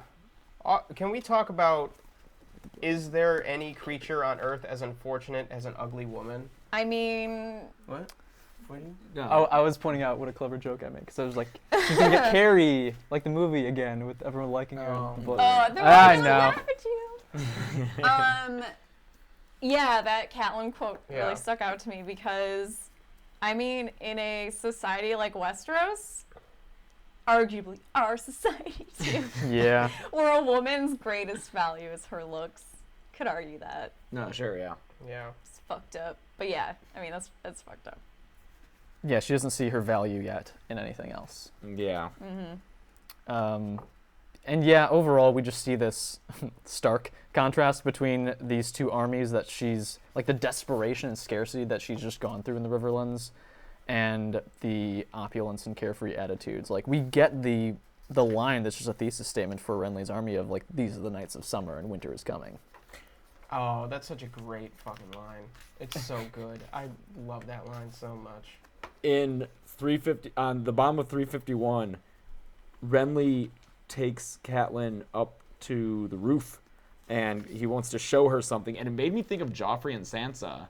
And when Joffrey takes Sansa up top to show her his form of strength, it's her father's rotting head, which is Joffrey thinks that ruling is terrorizing people into submission, whereas Renly takes Catelyn up there to show his form of strength, which is numbers and people who love him and will follow him. And it just made me think about that. It is a small, like in a much kinder way than Joffrey did it, is still a threat. Sure, yeah. It's still a display of force. And go ahead. earlier on that page, we were just checking in with seeing where pieces are. Renly asks if Sir Barristan Selmy is with Robb because he expected Selmy to come to him. That's why that position on his Rainbow Guard was open for Brienne to take, because he kept it open for Selmy. But he is not there. He had left King's Landing vowing to take up service with the true king. Wonder where he's going. It's Essos. We get a little bit more foreshadowing on 350 with Renly saying to Brienne, "If I am not safe in the heart of Lord Caswell's castle with my own host around me, one sword will make no matter, not even your sword, Brienne." I think that's Definitely. pretty True. serious. Definitely noticed that. And And then what? Oh, go ahead. And finally, Renly's argument as to his right to the throne, it's the same as Robert's. Yeah, he there was talk of blood ties between Baratheon and Targaryen, of weddings 100 years past, of second sons and elder daughters. No one but the Maesters cares about any of that. Robert won the throne with his warhammer. Well, there is my claim, as good as Robert's ever was. And, as far as I see the point of that. Like, yeah, sure, Stannis is the rightful heir to Robert, but Robert wasn't the rightful heir to Targaryens. He took it by force, so you know what? Right now, I'm going to say I'm Team Renly in the Baratheon brother argument. If you're Renly, why would you not be figuring out a way to just assassinate Stannis? He thinks he can win by conventional means. And he still assumes that he's going to have Stannis' support in the end. I don't know if that's true. No, he says that to Catelyn. I mean, it could be also him boasting a little bit. Yeah. I mean, he says his claim, you mean? Let us be blunt, Stannis would make an appalling king, nor is he like to become one. Men respect Stannis. I think He he's doesn't just... take him seriously. Yeah, he knows that he has this Yeah. tiny little force up on Dragonstone. Yeah. Like, withering That's away. true. He has no need to... And I'm sure he doesn't hate Stannis like Stannis kind of hates him and Robert. Yeah. For Renly, it's probably like, oh, he's my sour older brother, whatever. But he's also saying that he will have Stannis. He's saying, I have twice the number here, I have the Tyrells, the Dornishmen will soon join me with all of their power, and don't forget Stannis, who holds Dragonstone and commands the Lords of the Narrow Sea. And I think it's just a huge statement to his making a lot of assumptions that the chapter ends with, oh, your brother has declared himself king. He's laying siege to Storm's End. That's such a weird end of the chapter to me, because I feel like Renly already knows that Stannis... I don't think he does. I think that's what he's saying Again, here. I don't think that he takes Stannis seriously. And like, But he knows that Stannis is proclaiming himself king by now, doesn't he? yeah, but I don't think. But this Does is he? one of his people who's saying this. I don't think this is. I know. But the fact that it ends the chapter, assuming he knows, which I'm not sure if he does. It's so, yeah. Javier, you want to let us know? Does I'm Renly saying- know that Stannis calls himself king? On 352, Yeah. there's still this mention where he's not saying that Stannis is any kind of threat, and that he's saying that Stannis will likely join him in some way, or like he can count Stannis among his number. Oh, you're right, because he's saying I have twice that number here, I have a strong garrison holding Storm's End, and never forget my brother Stannis, who, okay, you're right, I'm sorry. He thinks Stannis is going to come Yeah. over him. Sure. I don't think he puts enough emphasis on how sour Stannis is on not getting Storm's End. Yeah, he doesn't. He's so salty. Like, that's such a huge deal. I also got confused about the layout of this castle, because the way I was imagining it was that they were on the roof, like, at the very front, and I was like, how do they not know Stannis is at the gates? I was imagining them being right over the gates. I'm like, do they need someone to tell them? No, they're not. No, it's Stannis Storm, isn't he's there. not there. He's at Stannis Storm's is at End. Storm's End. This guy rode from Storm's End. Yeah, this Jesus is Christ. this other guy's I castle. completely misinterpreted. No, I know, but I misinterpreted. Oh, I was like, oh shit. Next week we'll have maps. Yeah. Oh, yeah, we'd like to... Yeah. Guys, pull up I read maps. this week's reading real fast. Chelsea, I did have a question for you though. How would Renly say, like politely, where his forces are in German? Bitte Bridge? Bitte, please, bridge. All right. Bitte Bridge? Bitte, bridge. At least he got one in, Joel. Yeah. Okay, moving on to John 3. We got 2 chapters left. This one's long and cold. Mm-hmm. The other one's also long and kind of cold. Long and Yeah. oh, like they're both wet. long and wet. Yeah. There's incest in both of them. Maybe. Yeah, no, there is. Yeah. Oh, yeah. I was like, who and John? The the actuality and then the potential. Yeah. Okay, so in this one, it's Ugh, Craster. This is a This is a long. pretty, I think, straightforward kind of John chapter. Like, it's a lot of, it's meeting of Craster and Craster's daughters, and it's building the world beyond the wall, and it's John learning things. I think that I think that it's really interesting to think about, what John learns from, like, Lord Commander Mormont. What's he learning from his experience with Gilly, with the men? Like he touches on all these different things, and it's kind of like what I was saying earlier about, each of these chapters being a lesson for their respective points of view. I think this is a really important chapter for John, kind of learning what it means to be a military leader. It reminded me of, if anybody has seen Band of Brothers, the HBO series, there's an episode, like halfway through the series, where we follow one of the sergeants as he goes around to a bunch of different guys' foxholes at Bastogne. And this reminded me of that, like when John is checking in with Gren and the guy that he's with, and they're building their shelter or whatever. Or he goes over to find Sam, and Sam's riding the baggage train with his floppy hat or whatever.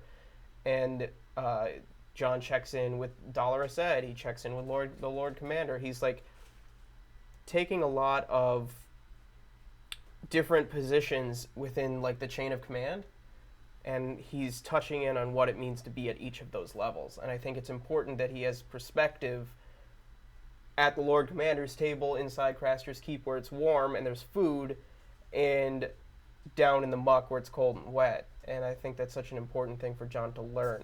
I've kind of talked a lot. No. I think that's interesting. I was just thinking about the Band of Brothers theme song for half of that because it's really good. Oh, I've never It's seen so- that. It's good. It's really emotional. I got to a point eventually. theme. No, yeah, I think the military comparison is really apt. It made me think that we're also seeing, made me think of Saving Private Ryan, when you have a member of that squad and they, I'm thinking of an amalgam of instances, but they'll see an innocent civilian who's in need, and the lesson becomes we can't help everyone. We have our own mission, and I think this is John seeing the costs of okay, we're willing to overlook some human rights abuses going on at Craster's Keep because we have our own mission to take care of. We can't. It's bad, but we can't help them. Yeah. That's always upsetting. It's just hard to reconcile with.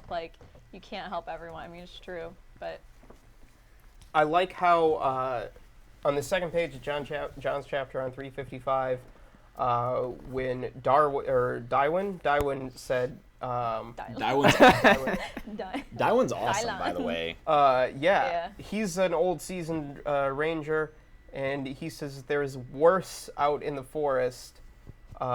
There's a cold smell to Craster. The Rangers all know. I wrote that next to this moment. The Rangers all know that the others are real and that they're a real threat and they exist in the world and they're out there in the forest. And they know what Craster does. Yeah, with them. and then Mormont makes it explicit later in the chapter that the Rangers all know. And I wanted to ask you guys, if the Rangers all knew, and they've all told Mormont, is he just not dealt with it? Has he denied it? Because there seemed to With be what? The The existence others. of the others. What are you gonna do? Is that just what it is? It's we don't have the men. because they've already sent ravens to everywhere. No, but I mean because previous? Garrett knew in prologue Game of Thrones that Yeah. there's something bad out there. Like they have known for years Yeah. that they are out there. So Mormont presumably has known for years that they're out there. Is it just we don't have the men to deal with this? They're not a problem right now? The men or the knowledge, maybe. Yeah. Like Sure. what? Oh, they definitely know. Mormont explicitly says, like, everyone knew. And I think to No, the knowledge of how to defeat them. No, but Javier's saying that I don't think the Rangers definitely know about the others. They definitely do. Yeah, when Mormont states that he says knows all the how they Rangers sacrifice know. them. Yeah, like they know that Craster sacrifices the males, and it's to these old Yeah. like white gods. But yeah, he might not make the connection that the old white gods are the others. Maybe he thinks that they're just like a belief system that they have that doesn't really have a basis in reality, but that like Craster leaves his male And they babies just let out, 'em. and yeah, they're like that's what they believe, Yeah. that if he leaves his baby out in the frozen, It's a little ambiguous. I don't It is know. ambiguous. Sure, I guess. Well, I just... The way Gilly talks about it, she's the cold gods, the ones the in the white night, the white shadows, shadows, and then Jon immediately knows what to think of, and I think that's what he does. Is he so explicit with Mormont when he goes back to him with that knowledge? He says, Smallwood told me long ago, all the Rangers know, though few will talk of it. So that's one justification, I think. Did my uncle know all the Rangers? Mormont repeated. I think it's just that they're so scared of it that it's like one of those things where they like almost don't talk about it. And to be fair to Mormont, in his lifetime, the threat has never been the White Walkers. It's always been wildlings, so they're trained to deal with that threat. There are Sure. scarier things out there, but they've never come to the wall and tried to get over like wildlings have. Sure, it's just they've been shadows in the forest in the night. Yeah. Okay, fine. Shadows in the forest in the night. I just think that's interesting. I also wanted to ask you guys, what is Mormont teaching Jon? Like, what is Jon learning from Lord Commander Mormont? Well, I think that kind of relates to what I was going to say about Craster and how Craster's a weird character, but I think it's so important because I think he's part of the mucky territory of like being a good guy. And that also part of that weird territory is like you can't help everyone. And I think maybe that's kind of what he's learning from Commander Mormont is just the weird gray areas you have to get into to be one of the good guys. They have an ally in Craster who's like objectively a terrible person, but they have to keep him alive and they have to keep him happy to like use his information for the greater good. Yeah, and I think that there are, among the senior members of the Night's Watch here, we see different shades of how they react to that. They all agree, tacitly at least, that they need Craster as an ally. But it seems to me that Thorin Smallwood is the most pro-Craster. He swears that Craster was a friend of the Watch. He's the one who says, your roof, your rules. And when he says that, I think it says that Lord Commander Mormont, looks... Yeah, he nodded stiffly, though he looked none too pleased. So Mormont's the next one as far as, he's not happy with it. No, Thorin but Smallwood it's- seems okay with it.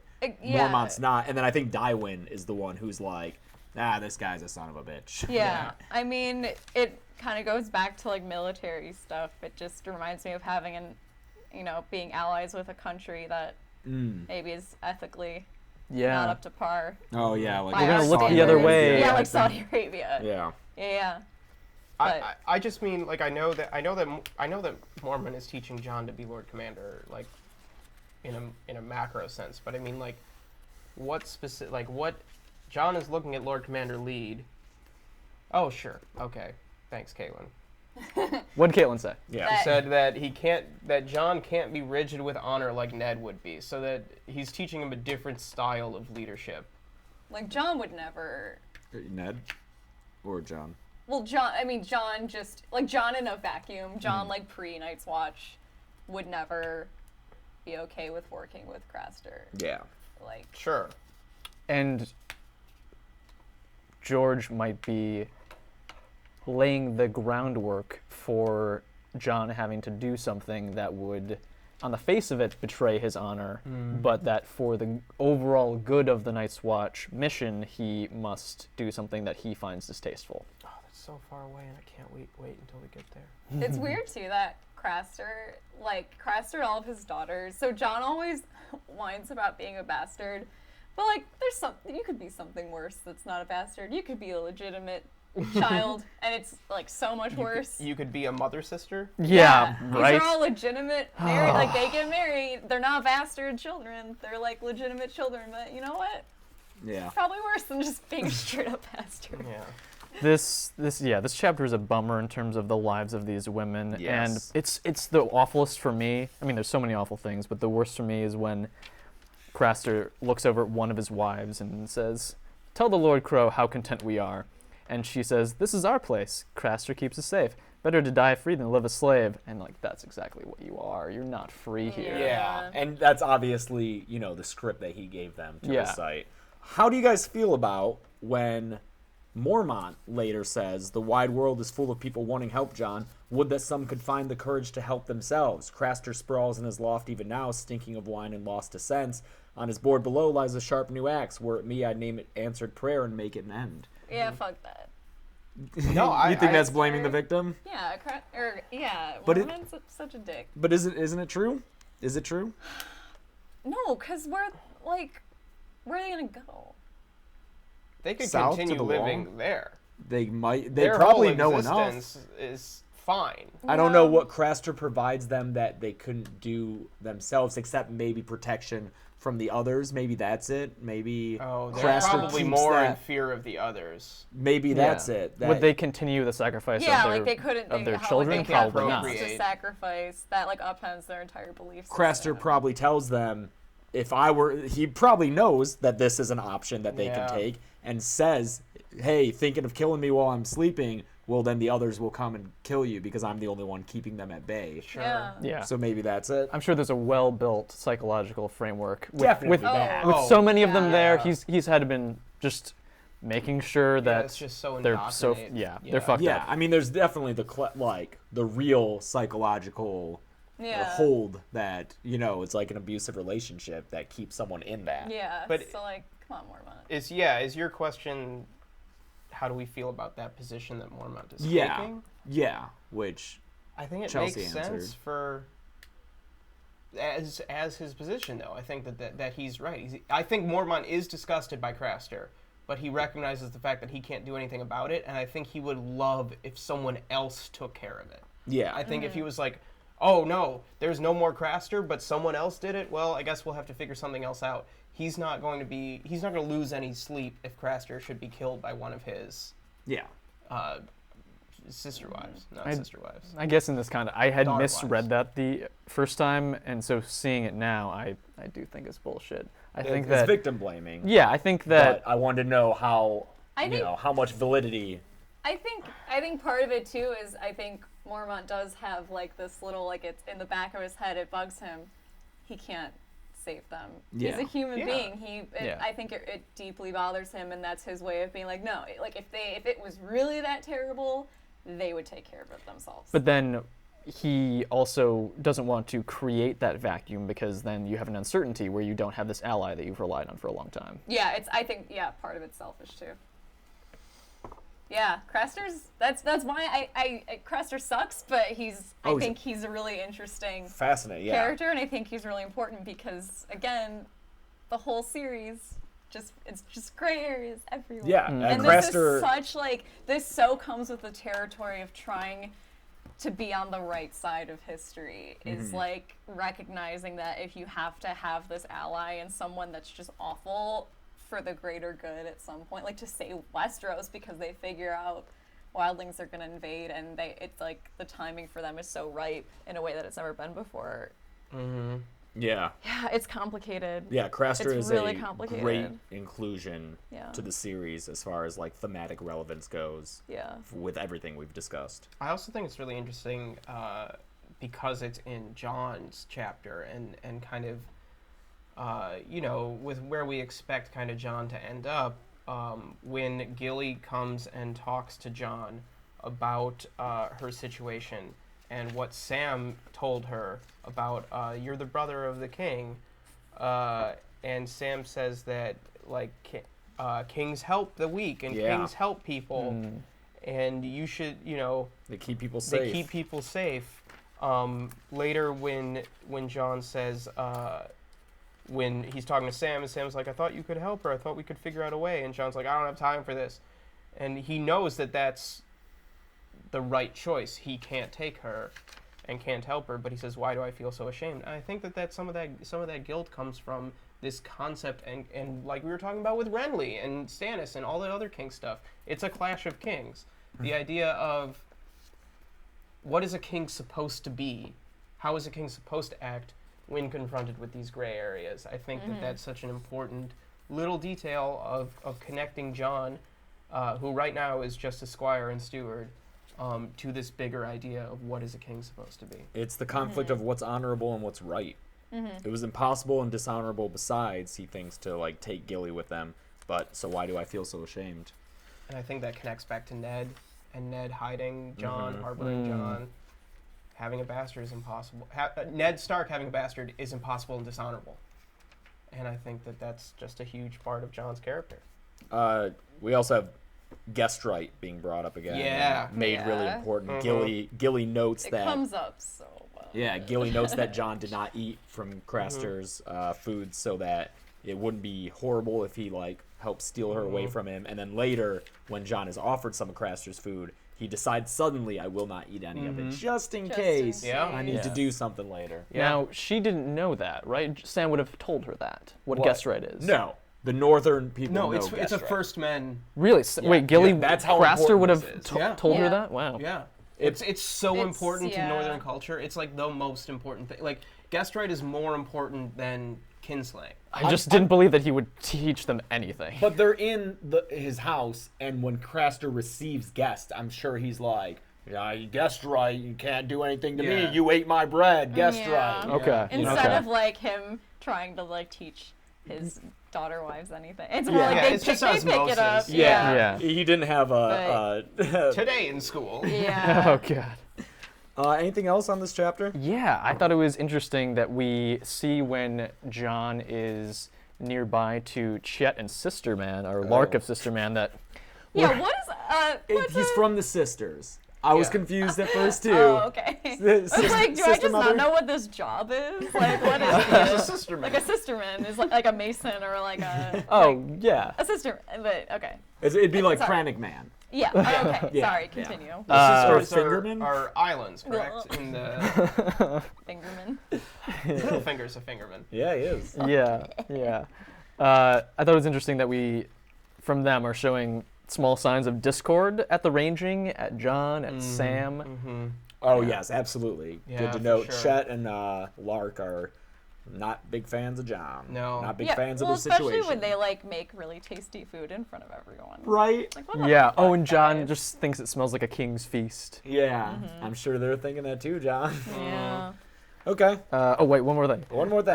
One more thing. I thought it was just a lovely scene when Jon wakes up and everything is just like a winter wonderland. And he, Sansa would call it enchantment. yeah, he thinks of He thinks of Arya. his sisters. Yeah, he does think of Sansa. Sansa. And then he breaks it. Like, I love Yeah. the imagery of him snapping his cloak and it's just kind of snapping back to reality. Oh my Like god. shattering I the hate how ice. cold those chapters are. Like I'm cold right now. My feet are cold. And like reading this, I'm just sweating. like I'm so hot in always here. cold. And like reading these, I'm like, this would be the most miserable thing. for Ever me. since Gressel moved out of the apartment, Chelsea and I have the heat on to keep it at like a nice balmy 73. My apartment's like 62 degrees. Oh my god.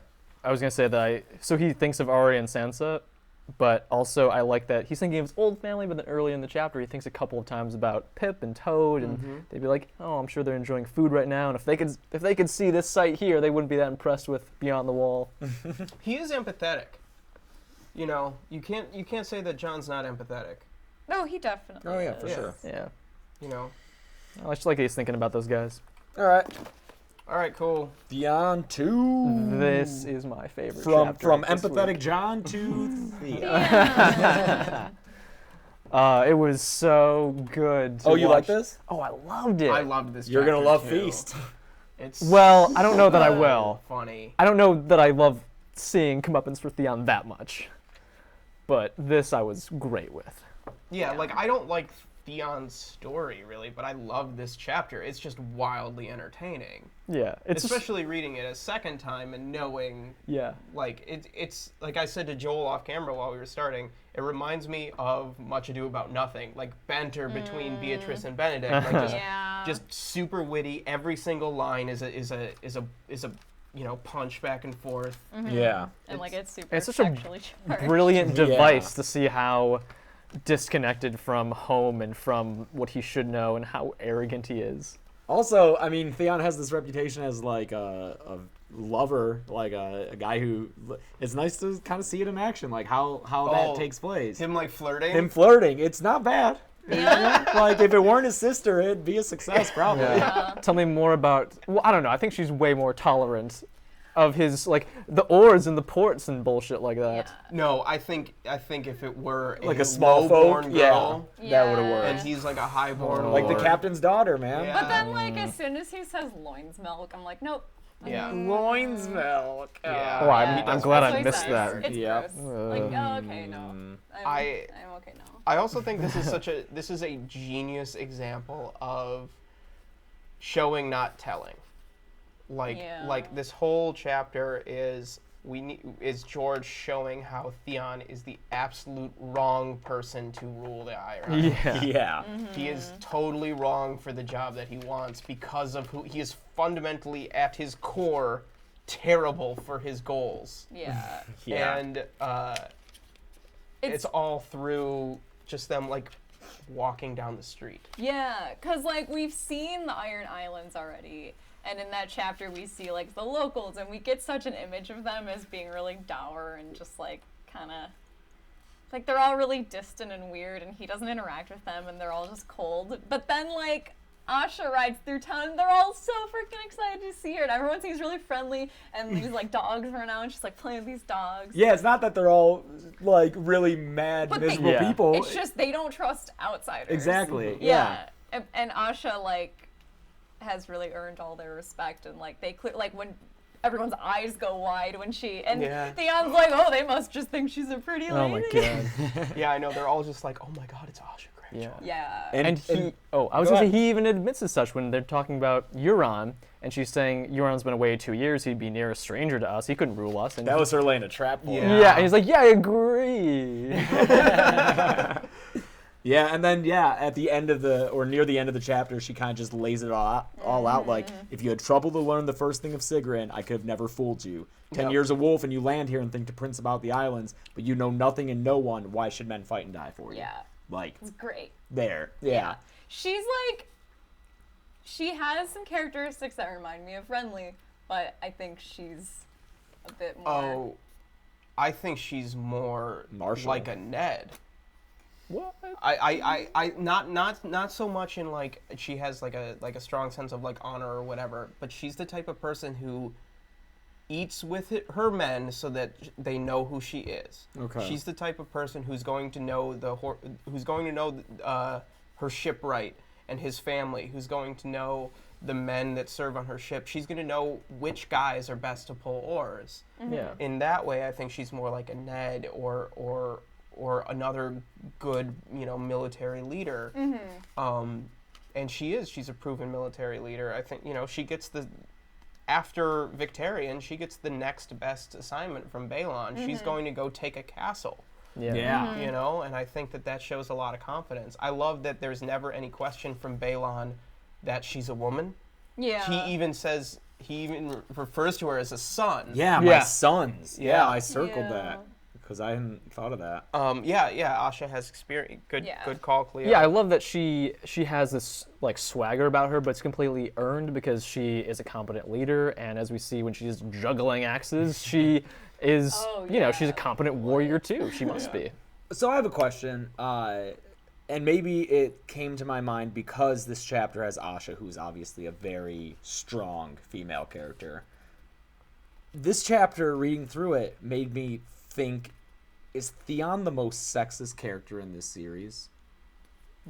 Yeah. That's a hard competition. I mean, but the way he, as far as point of view characters, Okay. As far as people whose thoughts we see and how they think of women in their internal thoughts, I feel like Maybe Cersei. We haven't met Cersei. I have not met Cersei's Cersei yet. very Sure. In point of sexist. view. sure, Jesus, but Theon's up there. you know, let her believe I want her wisdom. Women fancy that. Oh, and she's so just fawning, like boosting his confidence, Oh, so he'll yeah. fall into that trap. She's so And like good. evil bitch, I think he calls her. Like that really Oh, stuck out to me. Towards the end there. Yeah. And yeah, he's just so Yeah, just the insult of like a woman besting him at this, like everyone laughing at him. and then you think of how he treated the captain's daughter. Like that was just deplorable. yeah, he's up there. And it's like, oh, you'll be fortunate to have my seed. Like, I think he's pretty far up there as far as being sexist goes. Yeah, I do. He's like, the women are good for one thing. Yeah, exactly. Yeah. Yeah. Yeah, Katie Mendy says his point of view makes me want to puke. Yeah. Yeah, he's I like the idea that Asha's like leading this, like she's leading however many ships to go take a castle is just so repugnant to him. Like that's worse than the insult of like that I think is almost worse than anything else that she did to him, is like the fact that his father places her above him Yeah. is the most disgusting thing to him. But I love Asha. Asha's a great character. Oh, she's Yeah, awesome. and we yeah. get more of her too. It's cool. I There's POV chapter. Anyone confused in the show, it's Yara. They thought Asha and Osha were too close of names and might confuse people. So they changed it to Yara, but it's still the same character. Yeah. Although I feel like in the book she's a little bit more badass. Just more opportunities she's for She's her pretty to. good, and they're different. Like- oh, sorry, everybody talking. About Yeah, she's like a different kind of badass in the books, I think. Her physical description is completely different. It is. Yeah. And there's just more of her in the books to see. Yeah, definitely. Yeah, the we show- get like a lot of backstory for her later. Oh, cool. It's And cool. and this whole sequence is really cut down in the show. I think she's just like, hey, I'll take you up there, and then Yeah. he gropes her a little. Yeah, he like Yeah, they puts don't his get the- hand down. They Yeah. don't get the This- back and forth as much. Constant back and forth where it's really showing her wit and how she's playing with him to see what kind of a person she is. Yeah. Oh She man, gets her answer. there's a little bit in this where I so didn't smart. enjoy it, where especially when he's looking just at a her. little.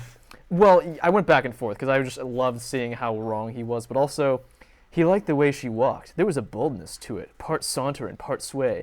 That suggested she would be just as bold beneath the blankets. Yeah. And I was like, oh, this is like some Vertigo level stuff where I'm like being uncomfortably like placed in the point of view of someone who is like looking and objectifying and like making me a part of it. I was like, I don't want to be here. Yeah. No, get me out. And Yeah. just him like taking every possible trait about her and like relating it to like, well, how good would she be in bed though? Yeah. Yeah. Like, Real- oh, she's smart. That If means she's- she'll be good in bed. If she's half as good in bed as she is smart, I might have to keep her around. Yeah. There's also the like really unfortunate like implication when she takes his hand away, and he's like, oh, she's got a strong grip. Like he's not at all concerned that Rude. like Yeah. and like she makes the joke about being good with knots, but like Yeah. there's just a lot of Refuses to see any of the signs that could be contrary to what he believes. Oh, and there is one point too when they talk about, he doesn't know it, but they're talking about both of their mom over on Harlaw. And it's just like, she's like, hey, maybe your mom would like to see you, and he just like gropes her some more. Yeah. Yeah. Yep. And you know that's an important issue for Asha. Where does Theon get this shit from? What? Just being this shitty. Like, was he shitty before he went Was he over to shitty Winterfell? before Winterfell? Like, what happened? Well, he had Balon I as a mean, dad. Balon's Well, shitty, yeah. Victarion's shitty, They're all Euron's shitty. really shitty. Yeah. But then, like, She does say that she liked him better when he was 9. I love that line. he's just, I don't know. Like, what? He's like a weird stew of all kinds of weird, all kinds of stuff. Like, when.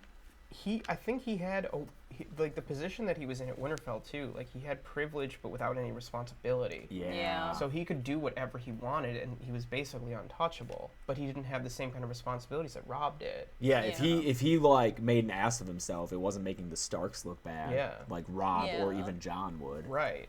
Yeah. Oh yeah, and and his his brothers were awful to him, horrible just like Oh, the other generation of Greyjoy brothers are horrible to each other. Yeah, Greyjoy Euron- brothers. Yeah, it's Greyjoys. subtle, but Euron. I really hope I like the Greyjoys more this time I around. did. I did last time I went through it. Yeah. Like getting in a feast where you get more Asha, I was like, oh, this is actually, even just in this chapter, seeing the Iron Islands through Asha's perspective of getting more of like their Viking pirate culture. Yeah. I was like, this is a lot more interesting to me than like where they're totally foreign. Like And- when in Theon's first chapter where it's like a totally Yeah. foreign society, totally foreign culture. It's like, this is weird and I don't like it. But being more immersed in it from Asha's perspective, I was like, okay, I get it. Yeah, like the just how they talk to each other when they're talking about like, oh yeah, my brother went up and died, and she's like, well, was dead man never die. Yeah. Yeah. Just like the kind of like there's hard living that Theon sees, but the way people experience that is different than what he Yeah. assumes.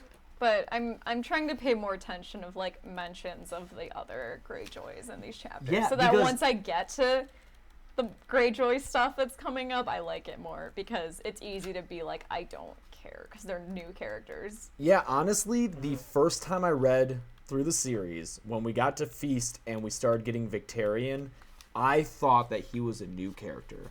So it surprised me when and maybe that was just because when I read this, I had already seen the show, so like things that weren't the same, they kind of like sleeked off my brain. Yeah. But like reading through this now, it's like, oh, Victarion's there. Yeah. He's like chilling there.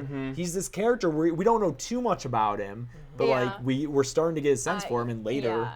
There's been a bunch of instances where I've noticed that. Like, I'm like, oh, Wyman Manderley is there a ton. And like the first time I Randall read Tarley. through it, it's like, yeah, Randall Tarley, Lady Yep. Horn. It's like all these characters where I feel like the first time you're reading these, it's so much that it's really easy to forget about those characters. But now I'm like, oh, they show up that early, and I just didn't remember that they did. Aaron Carter seems to be a Theon apologist, which is fine. That's a totally interesting perspective to take, and I think that's Well, we gotta read this. yeah, stuff. yeah. He says it's important, unlike in the show where he pays for sex. That book, Theon is actually a beautiful and arrogant guy who has these insecurities that he uses women to mask, demean, insert himself. I think that's an interesting reading of a complicated character. Like Yeah. we project a lot of personal bias, I think, as readers and viewers on Theon because of what he does. And Yeah. because he's a shitty guy. And because he's a shitty guy. But when you do kind of look at the reasons for that, you can kind of see he's more sympathetic. And I think George is hoping that we get to that point, Aaron, that you're at, where you see Theon as sympathetic given his kind of arc through the next several books. I just have a real trouble forgiving him for what he does to Winterfell. Yeah. Yeah. And I could see the argument too that the way he treats women, like he treats them all as like a class beneath him, and I could see that as him being so insecure with the fact that he's treated like that himself in Winterfell and coming Nice. back home. Yeah. He's not a real Greyjoy either. So It's- it's like, well, at least I can have superiority. Exactly. this It's how he can have control is sex with women and like Yeah. objectifying women. Yeah. And yeah, that's I mean, for all the hate that I have for Theon as a human being, he is one of the most interesting characters in this series because Yeah. I think that the things you're saying, I don't think they justify his actions, but they explain them to a certain degree. Joel, just through 2 Theons, where are you at? Well, I mean, you know show stuff. Yeah, you know show how stuff, he but, happens like- with the shows, yeah. So I think that he will. Even so, I've in listening, I've gone to the end of Clash, and Oh, wow. yeah. Okay.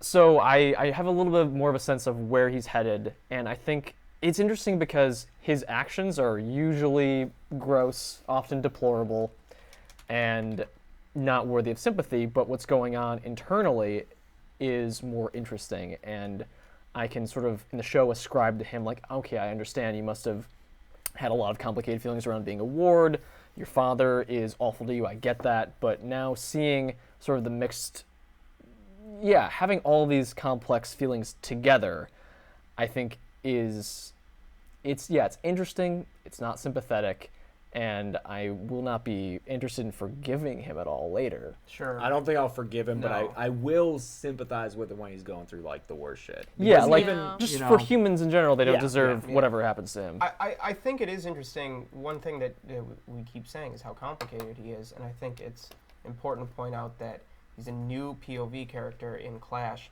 He's extremely complicated, way more complicated than the other POV characters that we have.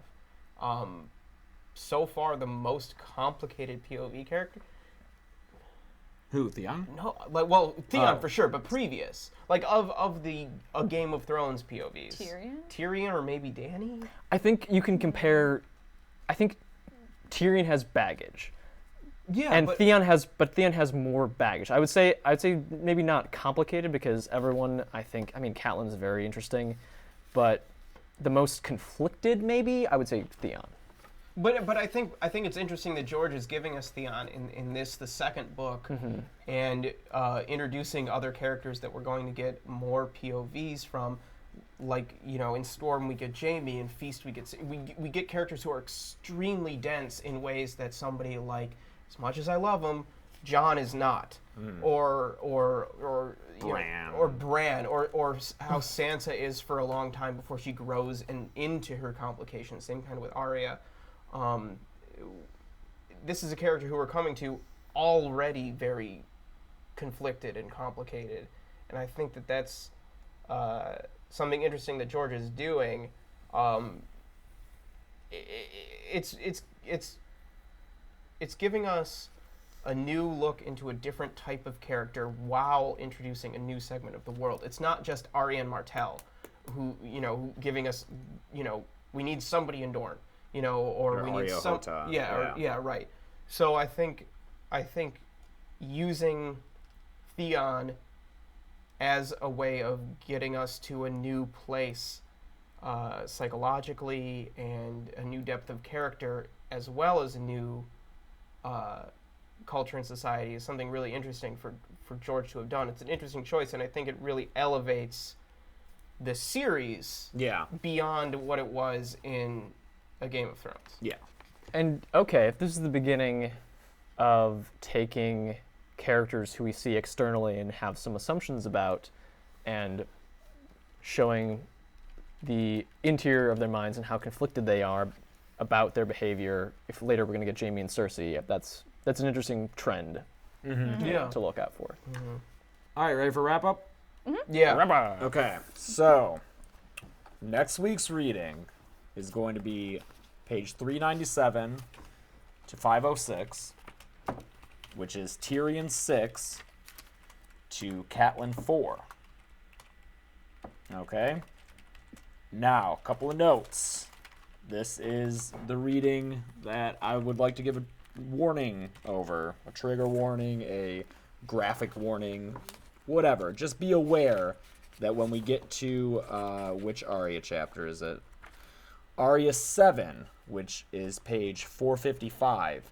That's what I believe is the most awful thing in the series as far as description of just heinous crimes and actions against people and humanity. Luckily, and I understand that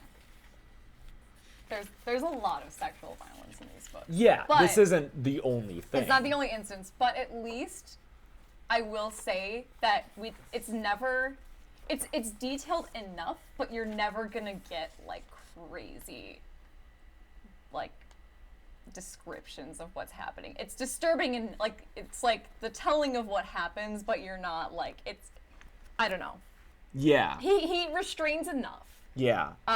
So just be warned. I think it's disturbing. But in this chapter, it's kind of a play-by-play account of something one. awful It's really that awful. happens. Yeah. And so just be aware, if you're really sensitive to this kind of thing, you could maybe skip that chapter and we'll just fill you in on the facts. But it's just something that has always stuck with me since the first time I read the book, and it's just really hard to,